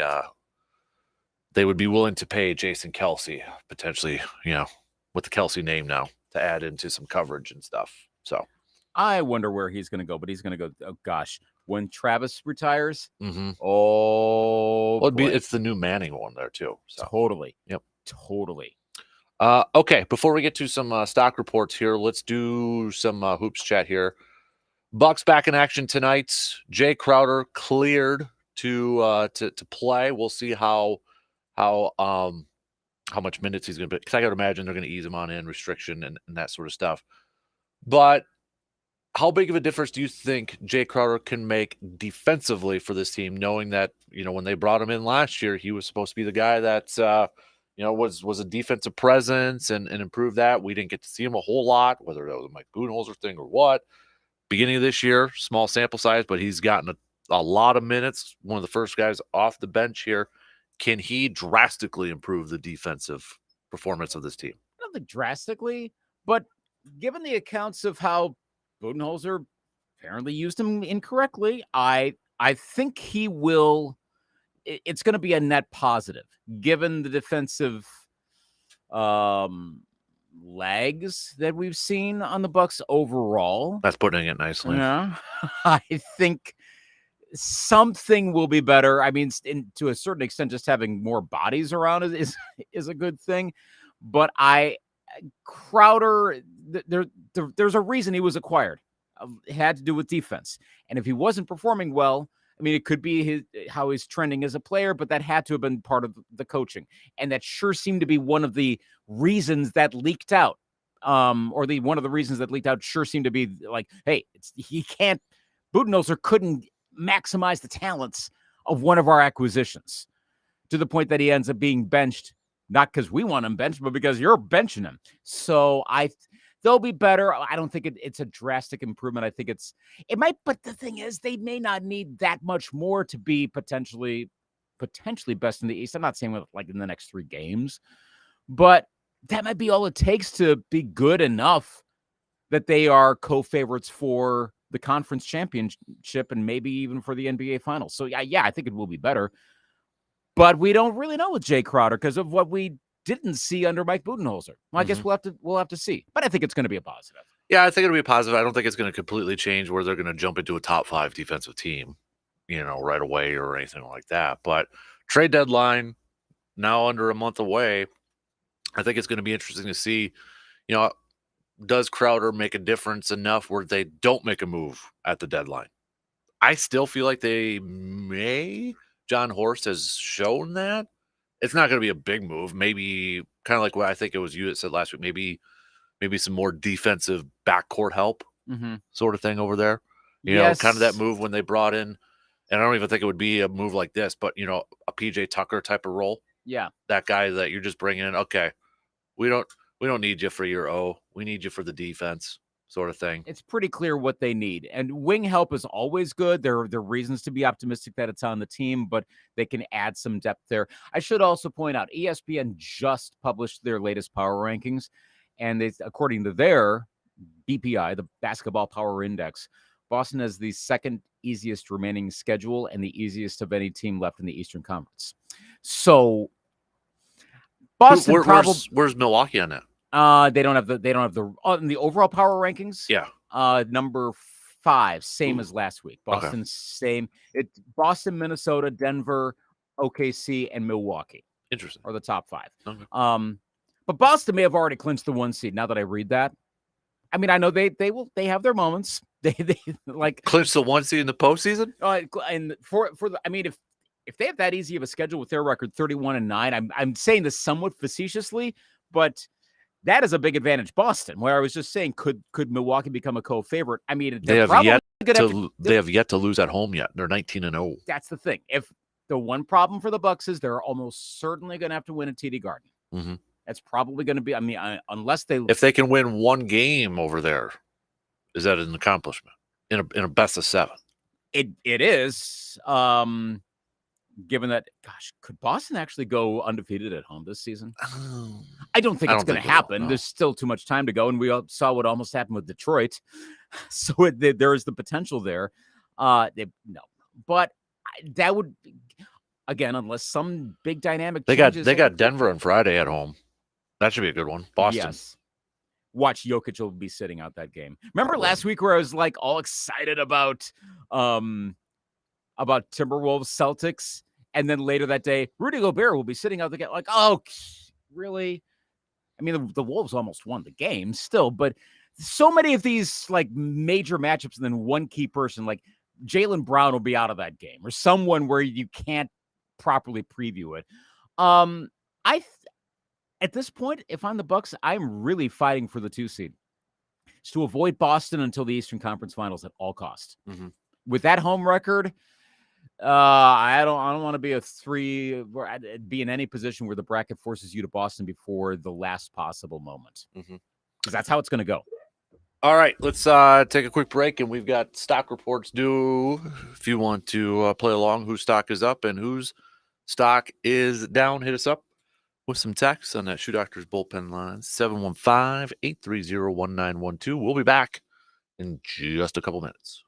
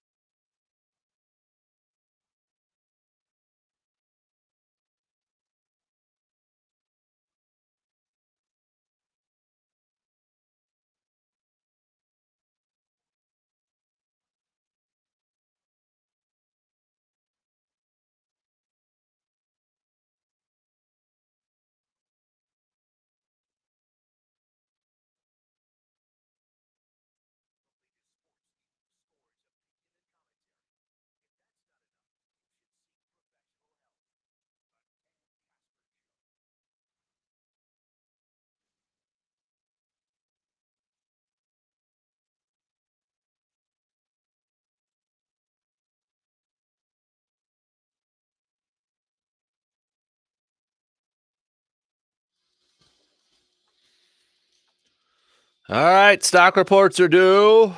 Whose stock is rising? Whose stock is falling? As we are halfway through this week already. We'll start off with you, Luke. Stock risers. What do you got? Aaron Jones. Yeah. Yeah, like he gets the game ball for an overall good performance on Sunday, but my gosh, like you can't really stop him. You know, he said a few weeks ago, and we hear a lot of players say this when they approach, maybe at an age where a lot of teams kind of wonder if they've hit that wall, especially at the running back position. He's 29 years old and that, but he said, I think I'm just hitting my prime. And a lot of people are just kind of like, yeah, chuckle, roll. You're just saying that so you can have a job and all that. He's proving them wrong. Proof's kind of in the pudding right now. This is a bit of a stretch, but is there a case to make that if he stays healthy, he could be the next Derrick Henry in terms of running back that continues to perform well, like at a very high level, getting into their later 20s towards 30? Maybe, but it's a stretch, but there's also a running back, which it's kind of weird because he's still younger, but they're in the same draft class. Chris McCaffrey was in the same draft class as Aaron Jones. However, Chris McCaffrey's 27 right now, and he'll turn 28 in June there. But yeah, Derrick Henry is kind of that. But the other part too is the guy that had the most touchdowns this year, Raheem Mostert's 31 with the Dolphins over there. Just been hanging around. He might be the candidate for the next Frank Gore. Yeah, that's guy who's good, is around well into his 30s, never goes away. He's not going to beat Frank Gore, but he's the closest thing we've got to Frank Gore, at least right now. So what about Aaron Jones? Like after Aaron Jones's performance the past couple of weeks, and let's just say somehow the Packers are able to figure out the running game thing a little bit more against the Niners defense. They find themselves in the NFC Championship game thanks to a 3-touchdown Aaron Jones performance in Santa Clara. Then what do you think for next year? Well, I kind of thought at the beginning of the year that, okay, is this the last year for Aaron Jones? And that was kind of my derailment of not getting my next jersey, which would have been Aaron Jones. So I'm like, I don't want to get it, and then he's gone. He's back next year. Just sign, seal, deliver that thing. He's back next year. So already. He's back. I presume A.J. Dillon is not. Don't say that because that's Hudson's favorite player. I don't want to deal with that. No, maybe for a 1-year kind of prove it sort of deal. Can't keep them all. And then you draft a running back. So yeah. Well, I mean that way. One way or the other, I don't want to go all Aaron Jones is going to get paid. Well, we've seen how it goes with. Well, he's under contract already. So yeah, but eventually, we know what's going to happen with running backs. He's not going to get paid. If anything, he's just going to get these restructures and maybe convert some more money to signing bonuses and all that. And at least and again, the most important thing I think here, figuratively speaking, stock wise, his rep is up even more after coming back. And whoa.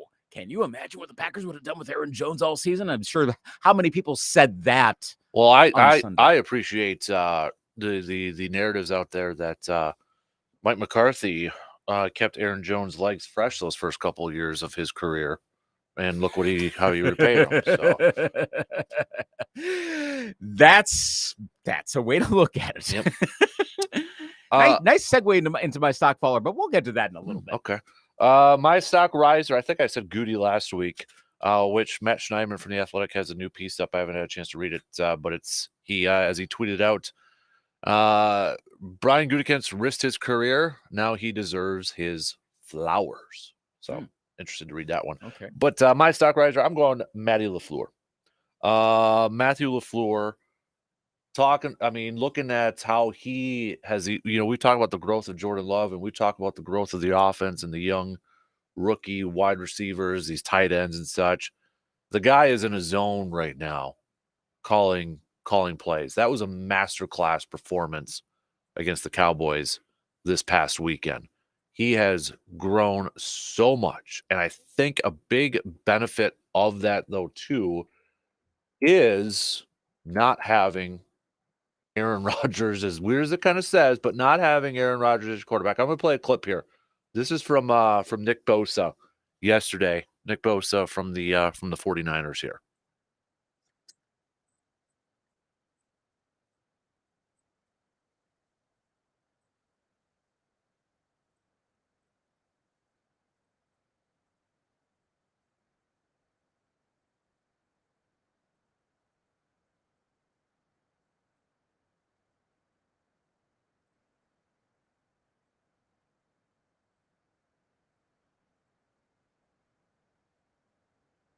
Yeah, so that was Nick Bosa yesterday in the locker room, and it got me thinking here a little bit. You think about some of these veteran quarterbacks, these Hall of Fame quarterbacks, and you look at Aaron Rodgers and obviously Matt LaFleur. I mean, Matt LaFleur comes in, you have to adjust whether you want to or not. You got to meet halfway. You look at that now. We're seeing the growth of Matt LaFleur as a play caller. Remember a couple of years ago, the next hot head coaching prodigy. Do you remember who that was? It was Byron Leftwich. Hmm. Byron Leftwich, is he even in the league anymore? I mean, he got fired because of the first year of Tom Brady in Tampa Bay. That offense was just rolling. And then, I mean, I think even when your Vikings were looking for a head coach, I think even Brandon's like, hey, I kind of like the Byron Leftwich.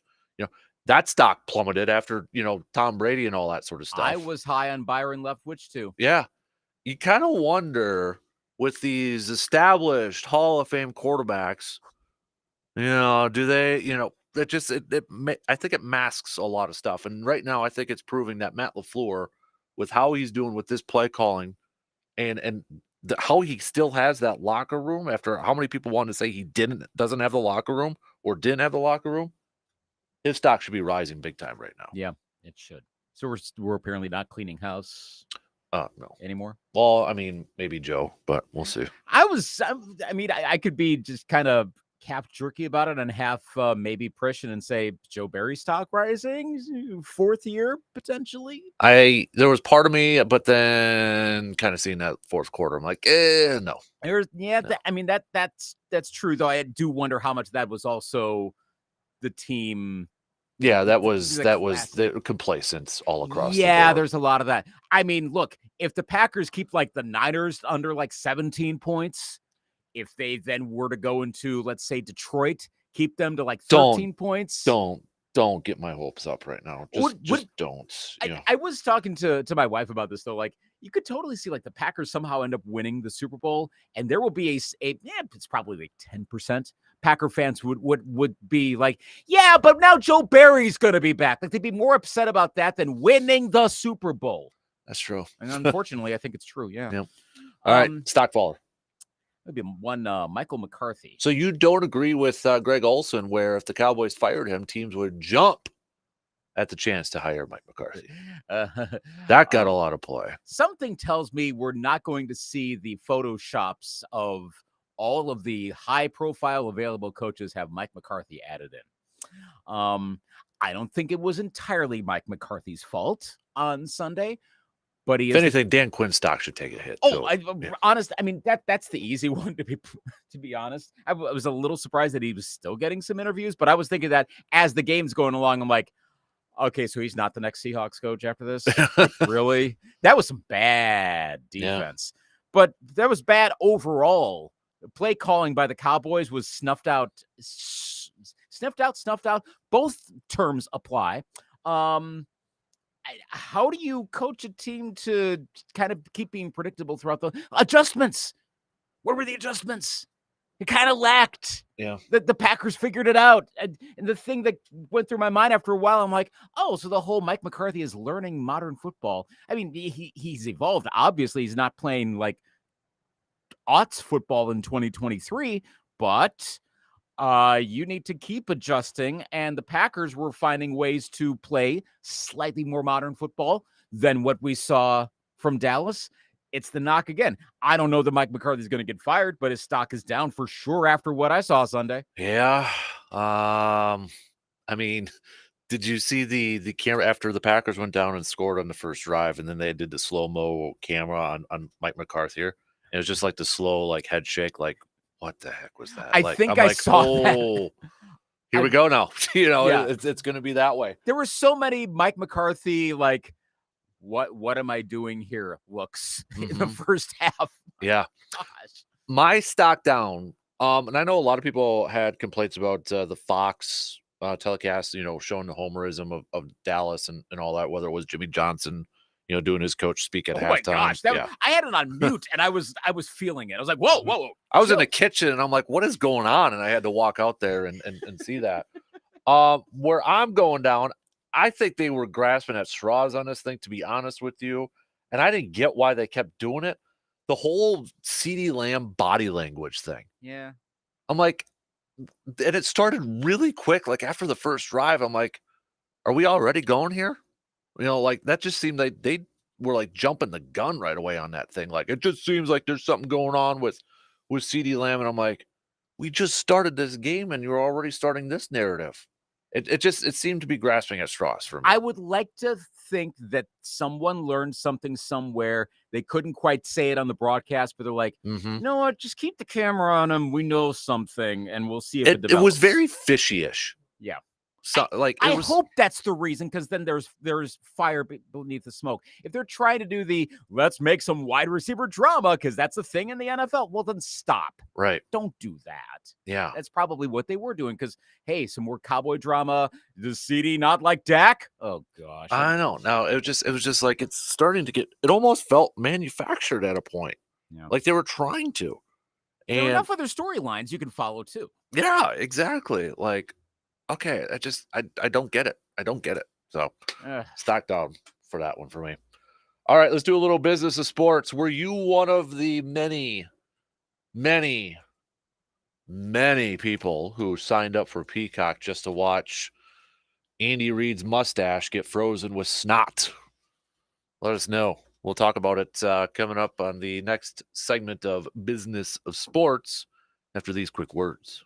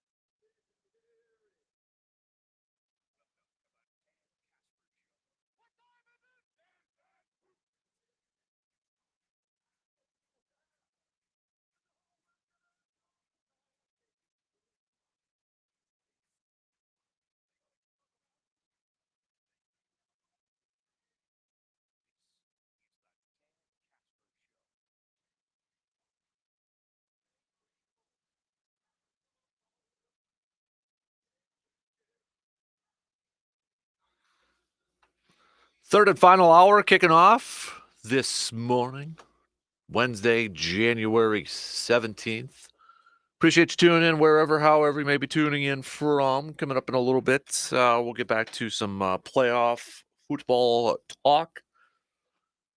Before that, though, we've got another edition of the Business of Sports brought to you by Security Financial Bank. Gonna hit on one small topic here, but then the big one here, we're gonna take a look at the streaming numbers from that game on Saturday night, and what does this mean potentially for the future of more games being streamed, where you're gonna have to pay to watch it. I wanted to highlight this one little quick note from Andrew Brandt in his latest column that's on SI.com Sports Illustrated, and he touched on a lot of the coaching, carousels and firings and all that sort of stuff. And you've got coaches, still getting paid when they're fired, and coaching staffs and all that. A reminder, they don't count towards salary caps, but thought this was an interesting nugget from Andrew on here. And I'll just read a little bit here. It says, all of these business assets are now worth several billions of dollars, with franchise prices skyrocketing in recent years. Media revenue, get this, media revenue is now approaching $10 billion a year, a number that, when split amongst the 32 teams, nets close to $300 million per team, part of the over $400 million distribution each owner receives from the NFL every year, even before any local media revenue. With this type of money coming in, and owners already having amassed substantial funds, the prospect of paying tens of millions of dollars to turn over coaching staffs is not the deterrent it once was to firing them. Whereas going through coaches and executives like they were breath mints used by the province of only Cleveland Browns owner Jimmy Haslam, he now has company indeed. Obviously, Carolina is one that he mentioned, the Raiders and all that sort of stuff. So money, more money, now not the deterrence of just firing a coach, even though they've got a ton of money yet, they still have to pay for them. That's a lot of money from us, from fans, from viewers over there. Holy moly. So the Peacock, did you buy Peacock to watch this game? You already had it. You already had it? That's from again, it was like a thing my wife had bought like a year and a half ago. Forgot to cancel it. Almost never watch it. Like, hey, we got Peacock. Cool. I'll bring it up. So I watched some of the game, and I would not have purchased it. My main reason for watching it was the cold, because you know me, I love cold weather games. All the weather games are awesome, but I'm not spending $6 to watch a game that doesn't involve a core team of mine. So I would not have. But since I had it and I didn't have much else to do, I'm sitting on the couch with my daughter, like, all right, let's bring it up. Let's watch it. And I'm glad that I was able to watch some of it. It was a fun game to watch, even though it turned out to be a blowout. So here's how it went down in the Kasper house. We had Peacock, and I remember canceling it last month. And then when this all came down, I'm like, crap, I didn't time this out very well, did I?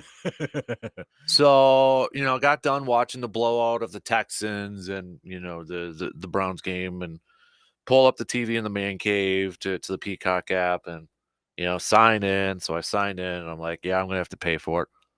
I must have still been under that month because I still had it. So it worked out perfect. But I had the intent to buy it, to watch that game. That's the important thing. I had the intent. So we have one yes, one no in terms of if it's a neutral question. Like if this were, like, do you have Paramount Plus? Yes. Okay. Yep. Do you have Apple TV Plus? No. Okay, so if it's like that, and I don't have that either, if the game is on Apple TV Plus, would you have bought Apple TV Plus? Yes. Okay. Yeah. And I would not have, again, maybe if it were the Vikings or Packers, but again, there I'm like, okay, radio or extended highlights, or watch the NFL Network game, because I've got NFL Network, so I can watch it a few days later, something like that. Right. No, if there was a game, now if this was a regular season game, that's different for me. The fact that this was a postseason one, that was a tipping point. It changes the dynamic a lot. Like if this is the conference championship game, and I don't know where you're going with the streaming thing. I can't see that happening it has to be such mass availability. I mean, we're not Mhm. putting those games on cable, much less streaming. I probably would there, but that's a conference championship game, and the stakes are way higher than a wild card game, to be perfectly honest. So the numbers, the game set a record for the most streamed U.S. event, averaging 23 million views. I was reading a little bit here from BusinessInsider.com. Until now, the NFL had yet to test out placing any major games exclusively on a streaming platform before that.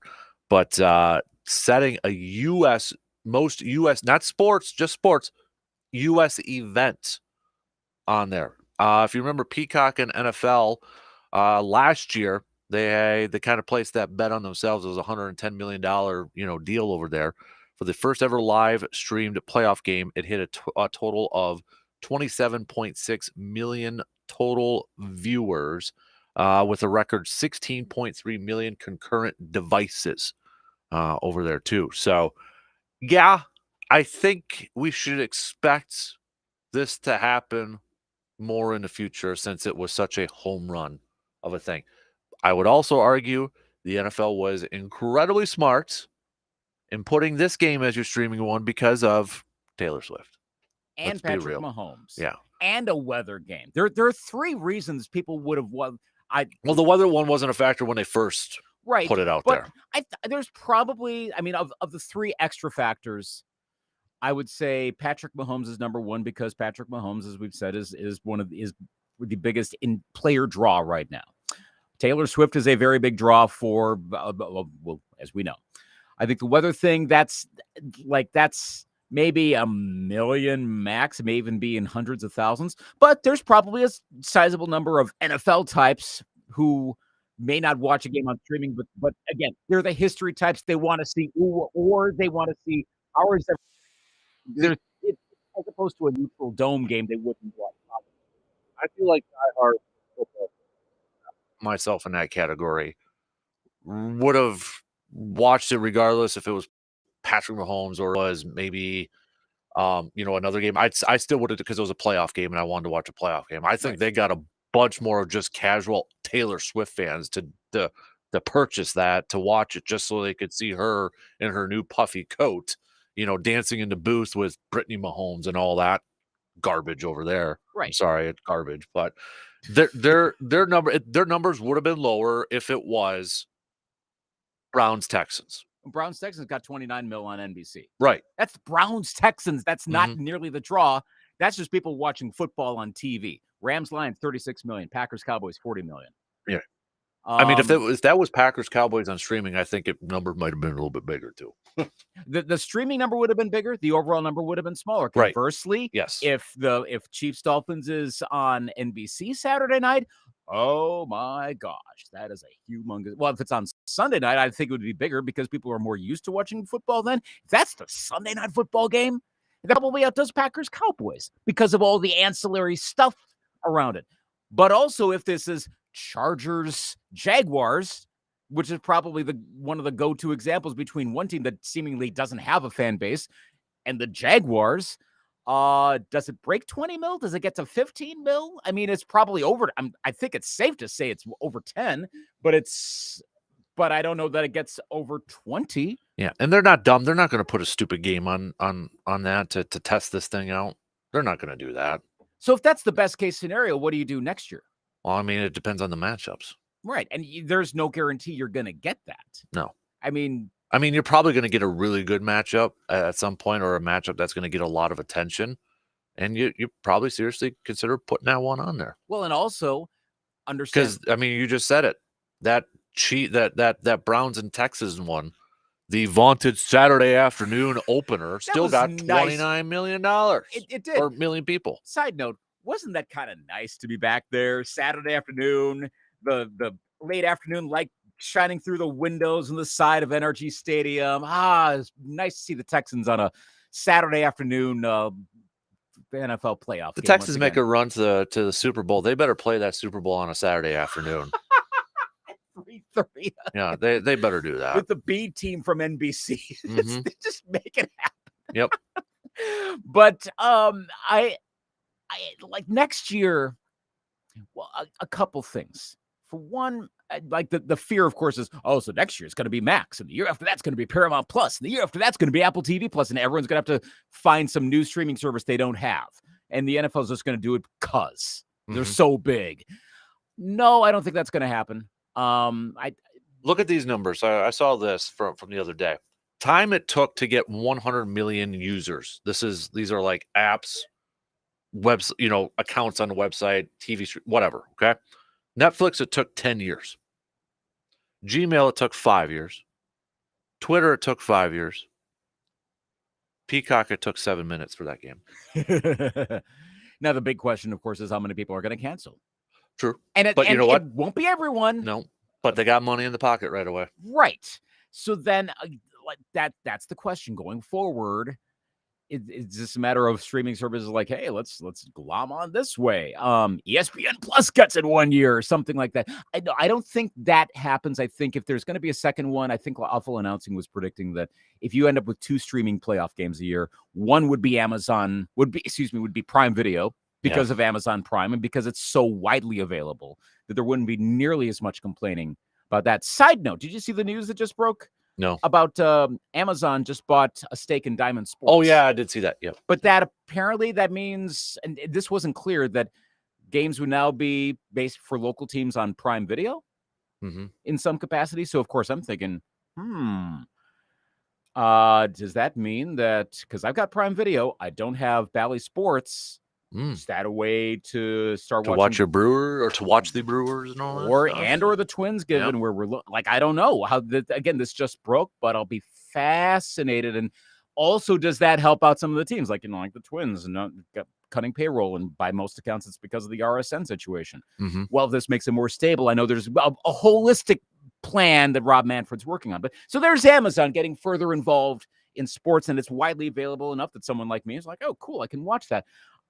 But next year, let's say Taylor Swift is still dating Travis Kelce. Patrick Mahomes is still doing Patrick Mahomes things.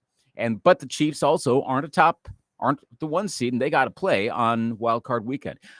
Knowing how the networks work, and I know the NFL will do what the NFL wants, but they also don't want to have a network be like, oh, really? They will, one of the networks, and I don't know which one, is going to be like, no. Rotate this around. You're giving this game to like Fox or someone like that. And there may not be another. And again, we don't know. Is the Cowboys going to be playing in the first round? That'd be great if you have like Mahomes in one game, Cowboys in another game, like the Packers or the Steelers in another one. You've got enough that maybe you can throw one on streaming. But there's no guarantee. You might have a bunch of Browns Texanses, and one of them may end up getting given the low what would be the lowest profiles, the stream. I don't know.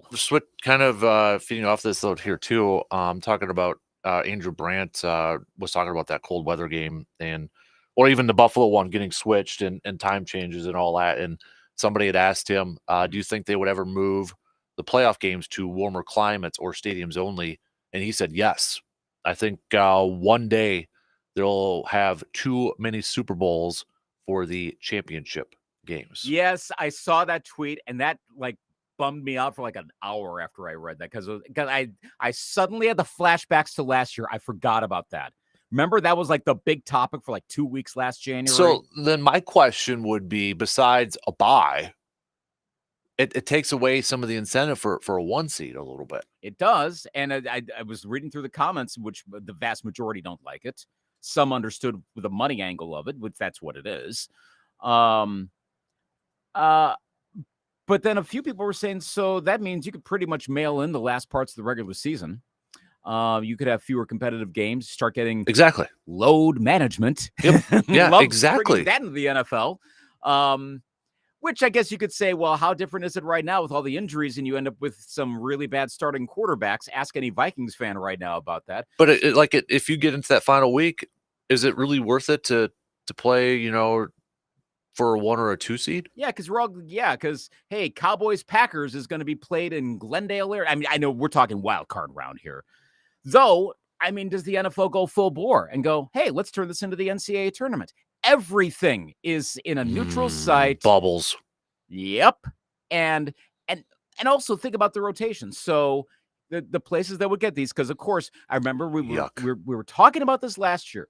This would turn into like the NFL draft, cities bidding, and all the infrastructure around it, and But concerts. would the owners agree to that though? Because that's local revenue out of their pockets. But think of the money that can be made ancillary wise. Yeah, but I mean, you're talking like a town of Green Bay. If they hosted an NFC Championship game, all that local revenue for those businesses would take such a huge hit. The Detroit Lions have made $0 off of conference championship games. Well, that's because they stink. Exactly. They would get money as part of the overall NFL pie from neutral site conference champ. Now, of course, they may end up getting the conference championship this year if the Packers do an upset and the Lions win. But that's the point. Like, I don't know what they would value more, because there's the other side of that too, like Kansas City's case. There is a slight chance the game could be at Arrowhead Stadium for, what would this be, the 6th straight year or 7th straight year? So I'm sure Kansas City might be like, oh, we'd be losing this, and we don't want to lose that. They're used to getting all this money coming in. If the whole mindset of this is because of weather and cold weather, it takes away a lot of the nostalgia and the history of football feeling to it. It does. Yeah. I mean, stop it. It's ridiculous to like, we gotta just play. I'm fine with it with the Super Bowl. I don't care.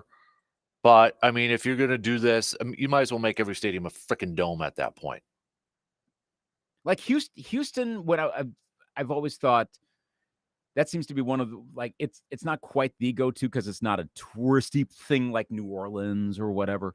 But that's always strikes me. I was thinking of this watching the national championship, and it's been around a long time now. It's 2 decades old. That is like the ultimate generic in retractable roof stadium. It's like if I watch a game there, I barely know. I don't have a real sense of place outside of the Houston 3:30 Saturday game because of the shadows or the light streaming. That's it. Otherwise, I don't know where I'm at. And I think the NFL loves that because it is a neutral field. Nothing is interfering. Now, would they do that for all the games? Well, you'd have to come up with a whole lot of other places to go. I can't see them doing that for wild cards and everything, and especially they want to at some point expand the playoffs. If that now you got to find even more neutral sites. Even the divisional round, I mean, maybe you could there. No, but so if you're going to do conference championships neutral site, you got to have it for a cross conference. And you know which stadium we have to leave out from all of this? You know which one I'm talking about? Would not be able to get a conference championship game because of the potential for it being a home game. are you talking for this playoffs? Oh, for any. So stadium. You have to leave that out. Now, for Super Bowl, sure, but I see what you're saying, because Rams and Chargers both right. in it. Now, Yeah, insert joke of would it be a home game for the Chargers? Yeah, okay, fine, I get that. But that's the league's crown jewel. They'd probably love to have SoFi Stadium host. Heck, I think the NFL, if you really asked him. Well, wasn't Stephen A on this bandwagon after the Rose Bowl saying the Rose Bowl should be moving to SoFi now? Yeah, that's because that's a traffic thing. Yeah, he just doesn't want to go out to Pasadena, which actually that you got to like go a little ways to get. He doesn't want to go to Milwaukee in the summer either, so he's just lazy. Yeah, exactly. Right. Thank you. But the league, Western headquarters is right there.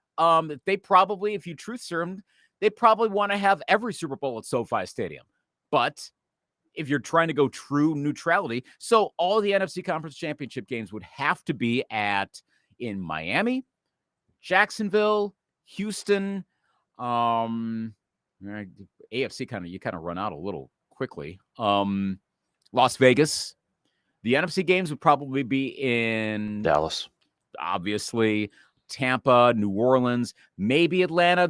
And then comes the question: well, is Atlanta and Dallas too potential cold for this? Like, are we really going to go that far with this? And well, they did it at the Super Bowl in Minnesota, even though the game was played indoors. You had everybody complaining that it was too cold outside. Of course, that was the sop to, hey, you built a publicly funded stadium. We'll give you one Super Bowl. Be happy. Mm-hmm. Same with Detroit. Are they ever getting the Super Bowl again? Is Indy getting the Super Bowl again? Indy gets the combine. Detroit's getting the draft next year or this year now. So. And Minnesota will get the draft at some point. Be happy. Mm-hmm. I know Andrew Brandt's pretty well convinced of it. And as he says, the business of sports always wins. I'm wary of that. I'm glad that it went all dormant for the last year and it really didn't come up this year. Of course, gosh, if Buffalo ends up hosting, if the Texans and the Bills win, and the AFC Championship game comes with another round of lake effect snow for like 3 days, Sunday, Monday, Tuesday, and it's 7 to 11 inches, this talk is going to accelerate real fast about, well, maybe we should move the game to Atlanta. It's going to happen. That's such a disservice to fans. It's such a disservice to fans.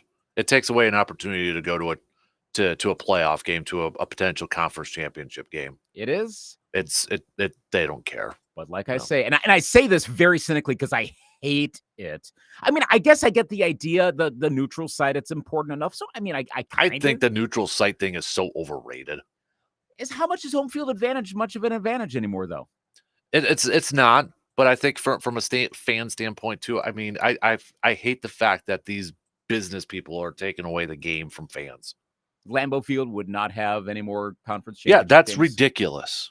Which and I know, as we've seen in our lifetimes, cold weather is clearly not an advantage for Green Bay in the playoffs. How many cold weather games, wintry games have they lost in the playoffs? But still, it's the notion you can go there, watch the. No, you'd have to go down. If Packer fans, you want to go see it, you are going to have to go to Jacksonville. Mm-hmm. Yeah, I want to see. Travel, I but want to see the breaths and all that. You know, the big boys up front, the offensive line and the defensive line. You can see their breaths in the cold weather. You know, Patrick Mahomes' helmet shattering because it's so cold. You know, let's get the slow-mo thing of that. And yeah, come on. But man all up, everybody. The ratings and all the money from all the hotel stays and all the travel, all this money, can the NFL resist it? They better. They would make more money. That the reality is more money will go to the owners because of that overall. Well, and Andrew kind of contradicts himself too, because when he was talking about the streaming part of it, he noted that he is still surprised, or was surprised, that the NFL went with a streaming game beyond there, because Roger Goodell has always touted the fact that you can watch football for free. I think that's because it's the consistency of it. Mm-hmm. And to be fair, I brought that one back for the first time in a long time. That Roger Goodell, remember what I've said about uni ads? That seems like such a layup. All the money they could make off of jersey ads. And by all accounts, Roger Goodell was opposed to it. He thinks I think he's valuing the shield, if you will, and that extends to the look on the field of the NFL, that putting ads would sully it a little bit. I'm a little surprised, but apparently he is a hard no on that. And well, if you're a hard no on that, be a hard no on this other crap. So I'd like to think that there are certain limits. I mean, yeah, you could probably extend this further and start putting the conference championship games on streaming or cable or something. So the NFL is not 100% greed. There's a lot more than in other leagues, but I'm wary that this is going to happen at some point. And the Packers, I see it happen like 6 years from now. Packers are going to be the home team for the NFC Championship game on a day when it would be 5 degrees in Green Bay, but instead everyone's got to take a flight to Vegas. I suppose a lot of people would like. They're gonna have to take a flight to Nashville and play in the Dome Stadium there. Cowboys, Packers on a 5-degree day in Green Bay, and they're playing in a Dome Stadium in Nashville. Yeah, it's ridiculous. Feel the excitement. Yeah. All right, we got to take a break. A little behind here. We'll be back in just a couple minutes.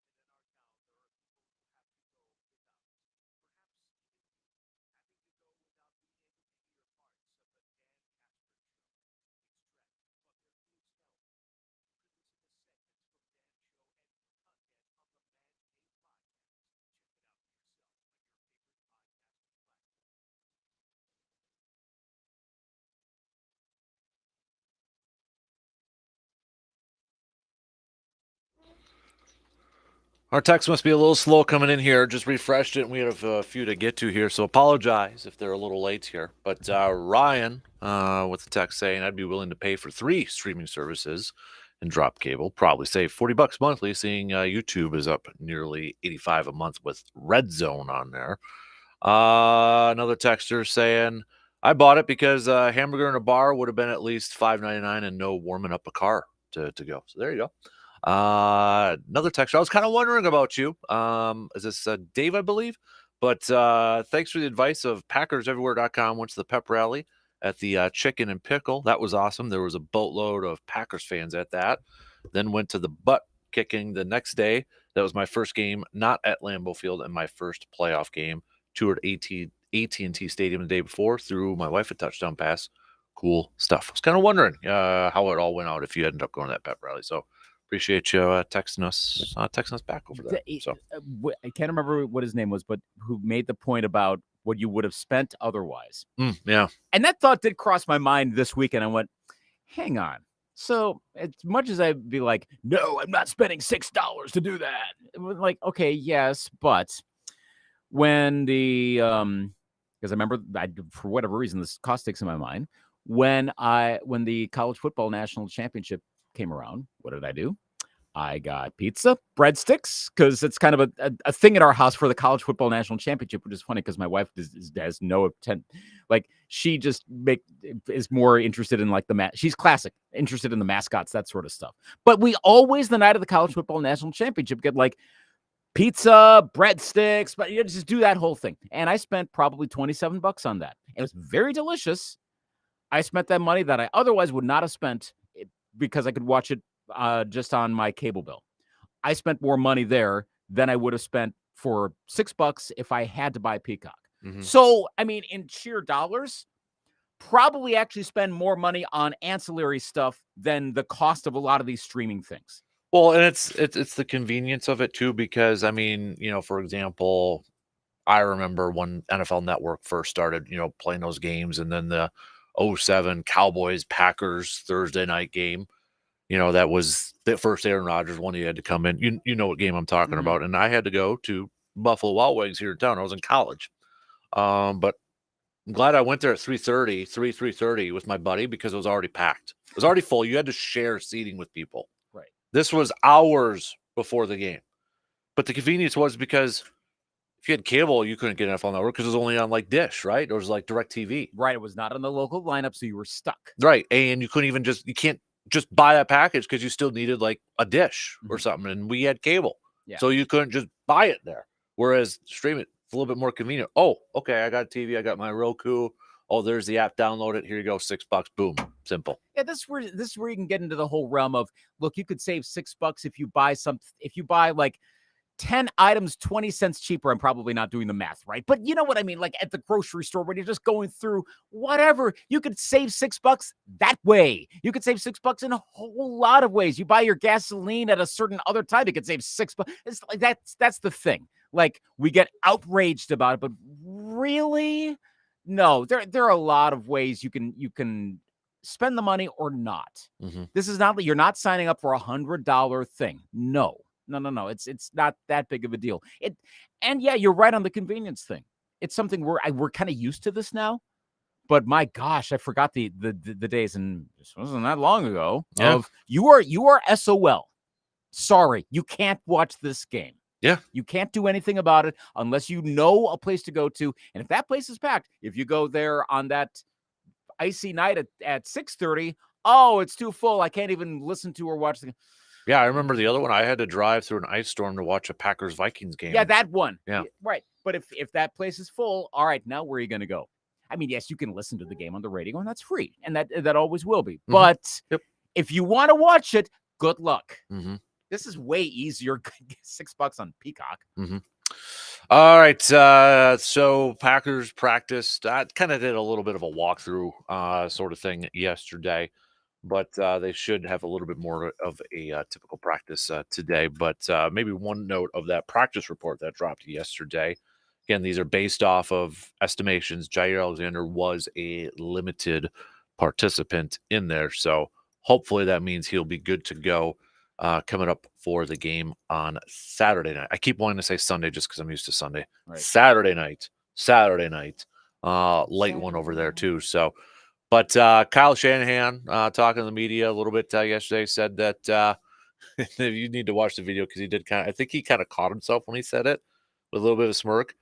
He said they started to prepare for the Packers halfway through the second quarter. Then, it was kind of a pause and he kind of smirked and he's like, and then when Dallas, scored, he started working on both of them at halftime, then really focused on Green Bay again in the third quarter over there too. So, oh boy. Yeah, exactly. So how much do you think the rain that's likely going to be falling in that's funny you mentioned that because I was reading an article on The Athletic the other day. I think it was from a 49ers writer. And they went through like the 5 ways that they could lose it or Green Bay could win this game. And the 5th one was Brock Purdy playing in the rain because of his struggles. I didn't read that whole part. I was kind of skimming it. I don't know if it's hand size, that sort of thing. That was because there was a game earlier this year where he really struggled with that. Right. It felt like they were kind of grasping at some straws there a little bit. But hey, when you got a really good team like the 49ers, you are grasping at straws to try to find reasons why they're going to lose. Because they're a fully healthy team. And with all that talent, like that would be an upset. The most balanced offense in the NFL.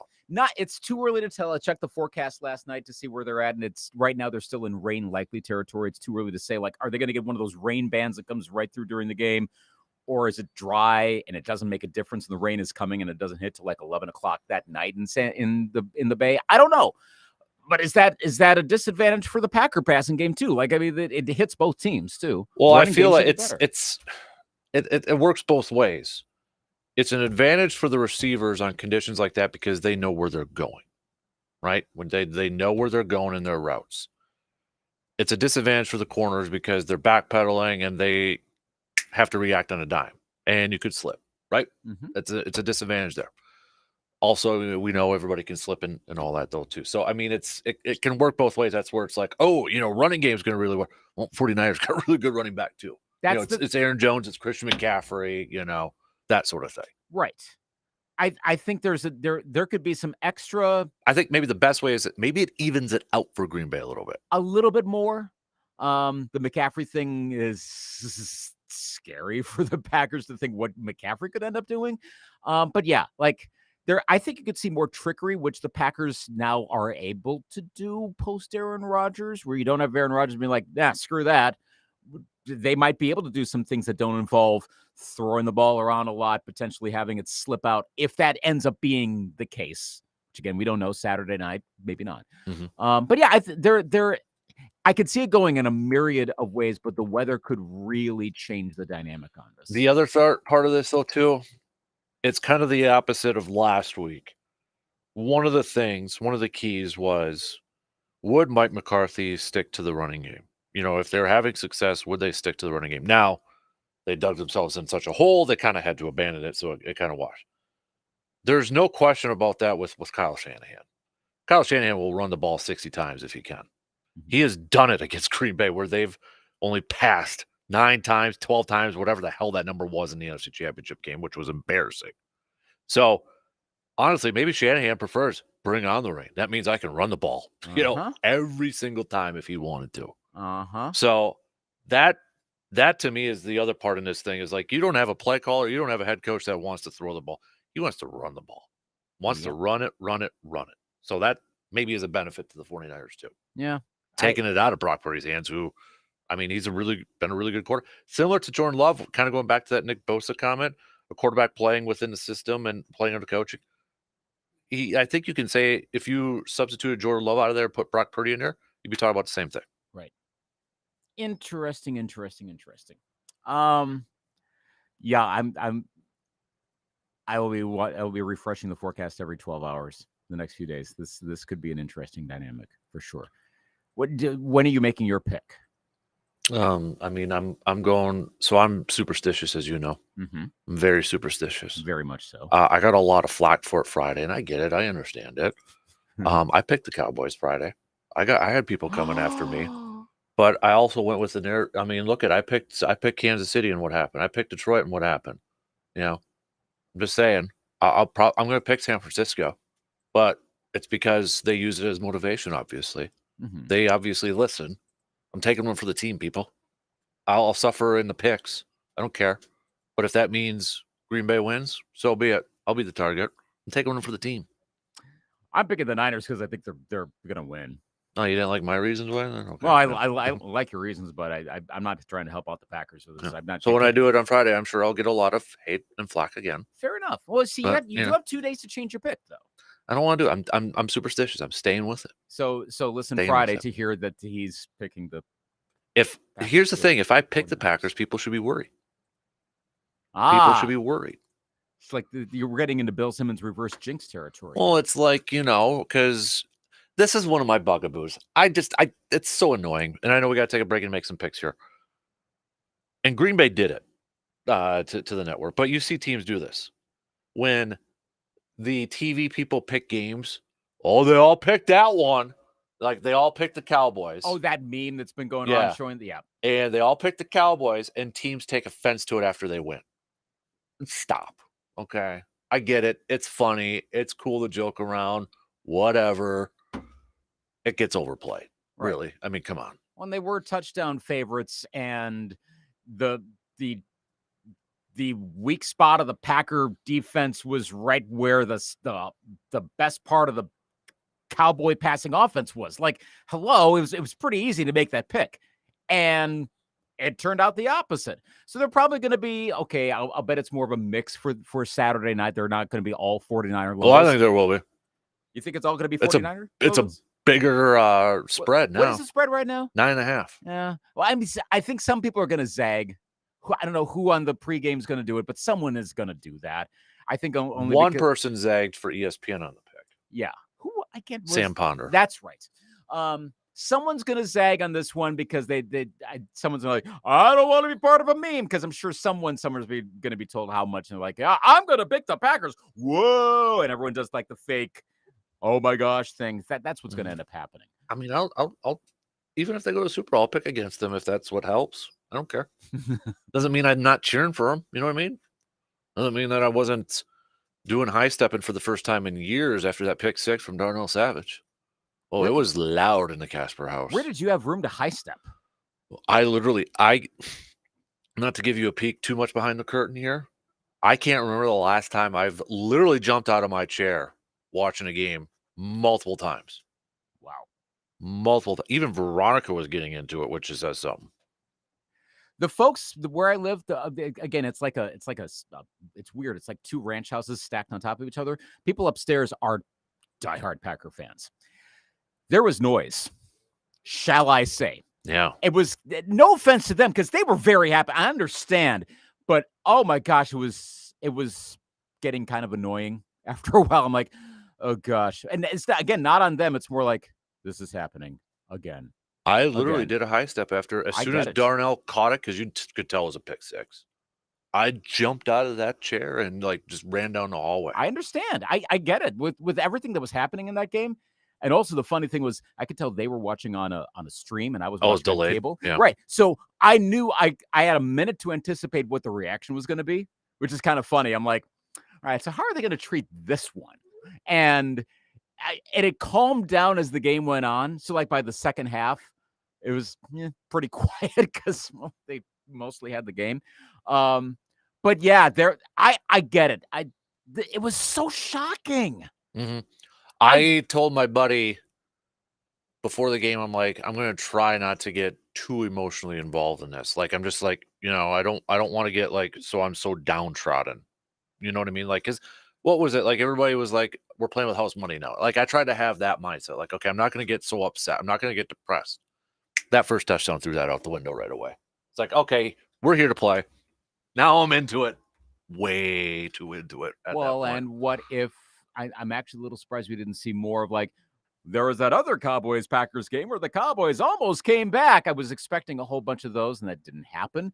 But what if that had happened? Which game you talk about where the Cowboys almost came back? Which was that? Was that 2018 or so, where they came back from, what was the deficit? It was. You're talking the playoff game. Yeah, that was 2016 season. Oh, okay, yeah. that's right. Yeah, came back from how far down was it? I'm trying to remember. Yeah. I thought you were talking about the one where Matt Flynn had that amazing comeback in Dallas, when Mike McCarthy gave the Yeah. inspiring speech, "It's lonely being the warrior." I thought you were referring to that one. I don't know why. Because I'll be honest with you, part of me was wondering, is Mike McCarthy pulling that speech out again at halftime It's to try to rally Dallas this one? a little different than the Jimmy Johnson on-set speech. Yeah. It's lonely being the warrior. Picturing him giving. I just got chills again, man. Wow. Yeah. Matt Flynn it to win it. I went nuts that game too. I literally was on the floor pounding my fist. I remember.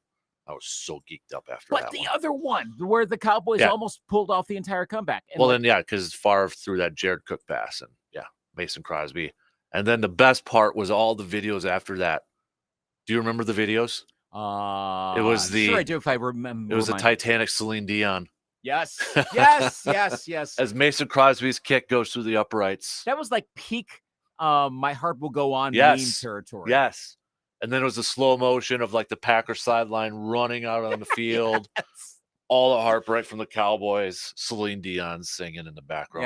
Yeah, yeah. I do remember that. Oh yeah. No, for sure.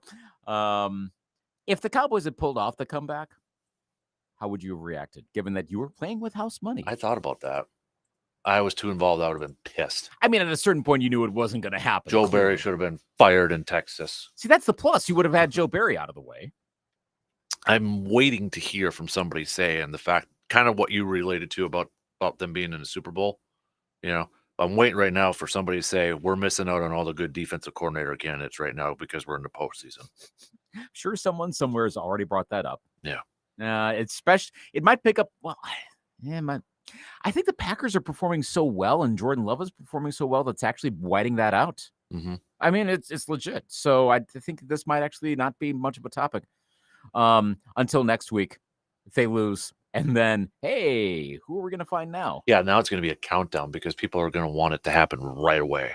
Like right away. You don't fire Joe Barry still in Santa Clara before he can get on the airplane. And I know his contract expires because some people are saying, well, it's not really a fire.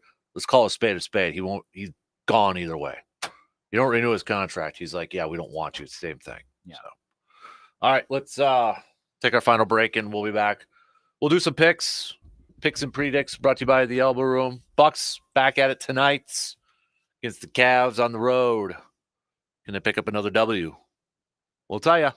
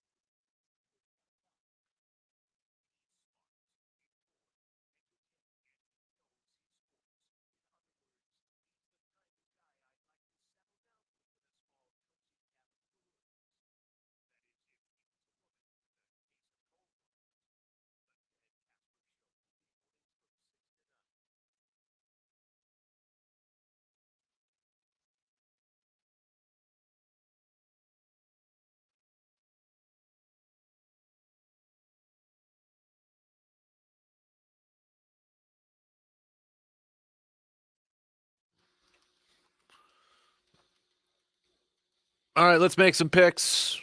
We'll take a look at the NBA world with the schedule coming up here tonight. Lucas's Minnesota Timberwolves are in action against the lowly Detroit Pistons. So I know who you're picking, but you got to tell me whether they cover. Minnesota on the road, favored by 12.5. Do they cover that? Oh boy. Yes. Think they The cover? Pistons suck. Well, they do. Man, they suck. So that means if the Pistons win, based off some people's logics, that means that the Timberwolves then would be the worst team in the NBA. And that means the Pistons would be the second best team in the NBA. That's true. Logic. That's true. Yep. Logic. Let's go with Mavericks at Lakers. Lakers 3.5 point favorites right now. Lakers under 500 this year. Some good defense from LeBron this year. Is just not carrying over to like anybody else. Luka's been out, but the Mavericks are holding their own. I think apparently Tim Hardaway Jr. is playing quite well. How about that? Yeah, 6th man of the year potential. Wow. I go Mavs, and they'll cover. I think Mavs win. I think they cover as well. Lakers, looking at they lost. Oh no, they beat the Clippers the other day. No, they lost reverse order here. They beat OKC, lost to Utah, lost to the Phoenix Suns. So I wonder if we're off the Kyrie to the Lakers trade stuff that was God. earlier this year. I hope so. I did. God, this has been such a nice year with like really no Kyrie talk. Why do I feel like it's going to be kind of a quiet trade? Now I know Pascal Siakam is going to the Pacers. It sounds like, which now if you're the Bucks, I'm really concerned because that's like your Heat and they're going to get a little bit better. So please don't play. You want to talk about getting the 2 seed to avoid Boston? I want to avoid playing Indiana altogether at this point. So, but I'm imagining a murder bracket where the Bucks would have to play the Heat and the Pacers. Yuck. It's like that year. Remember that year where the Packers were almost set up to have like a slay the demons bracket with like the Seahawks and the Cowboys and the Giants. There was that potential they could get, and maybe the Patriots, like they could beat all the teams. Maybe that's what the Bucks. It was 14. Like, what was that? It was 2014. Was that the year? Because they got that was the Dez catch year. Yeah. Non-catch because they had Dallas at home and then they went to Seattle. And then if they would have won, they would have beat the Patriots, right? Or played the Patriots again, and it would have been in the Super Bowl. So they only missed the Giants. Oh boy! So maybe that's what the Bucks need. Maybe they need to have like Heat, Pacers, or Pacers, Heat, Celtics, like in that order, something like that. Yep. Bucks at the Cavs. Jay Crowder is cleared to go. Bucks favored by 3.5. But the Cavaliers are playing quite well of late. Sans Garland 5-game winning streak right now. This is almost a pick 'em. I'm gonna say Cleveland in this one, and understanding that I think the Bucks take the back-to-back against Detroit in the coming days, but I'm going with the Cavs. I've been sucking at these NBA picks lately. I'm gonna go Cavs too. A little bit of a hangover after the Dame time game winner. So yeah, I'm gonna go Cavs too. And Cavs have been winning. I mean, you're talking like they dropped 140 against Washington a few nights ago. I mean, they're getting it done right now. This is not a good time to play the Cavaliers sort of situation. So yeah, I'll go Cavs for that too. So I can't read that article. No, I was interested to see what you have ESPN Plus, don't you? I do have ESPN Plus. Where do they got their coaching predictions? I tried clicking on it and it was you got to pay for that. I will look that up and I'll give you more information once I scroll. Is this NFL coaching predictions? Yeah, like the openings and who's going to go where, sort of thing. I will give you some insight on that once I can. I'm really curious where they've got because they got from Dan Graziano. Yeah. Let's see, and again, this is Dan Graziano's opinion. He picks, if you got a moment here, so here's some predicts. Atlanta, his prediction, Belichick. Okay. For the Panthers, nobody. I'm kidding. Brian Callahan. The offensive coordinator for the Bengals. Raiders, Antonio Pierce. Okay. Chargers, Jim Harbaugh. Okay. Seahawks, Mike Vrabel. Titans, Aaron Glenn. And Commies, Ben Johnson. Ooh, so the Lions losing both their coordinators in that one. Well, that's the price of being good. You know what? That's going to be. I'm really curious to see if the line. I think Ben Johnson's the bigger one, but if the Lions lose Ben Johnson, how different do they look next year? Probably a little like they're not going to regress to 7-10, but because I think a big part of the regression from the Eagles this year was their coordinators both being gone. I do think but I think the environment around Detroit is more positive than Philly. Well, I would agree with that, but I feel like they lost a lot. I mean, look at the jobs those guys did this year too, kind of surpassed some expectations. Yeah. So, yeah. and then they just foobarred the defensive coordinator thing. I mean, oh my gosh. Side note: never hire Matt Patricia. Or maybe don't overreact so much. That's where you look at what Matt LaFleur did with Joe Barry.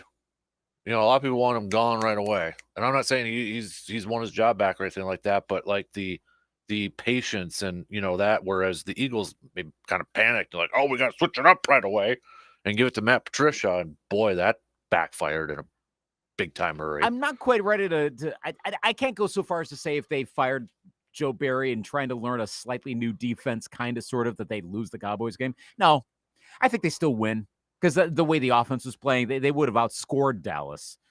I think their defense, this is a bit of a hot take. I think they would have been in a bit of a worse spot because they would have been trying to learn something kind of new at a not great time. Mm-hmm. And it just happens to be working right now. We'll see what happens against San Francisco, but I think it might actually be good for this year to keep Barry and then try something new next year. Before I let you go, prediction time, few seconds left. Cowboys or Eagles fire their head coach? I'll put it this way. I think it's more likely Philadelphia does.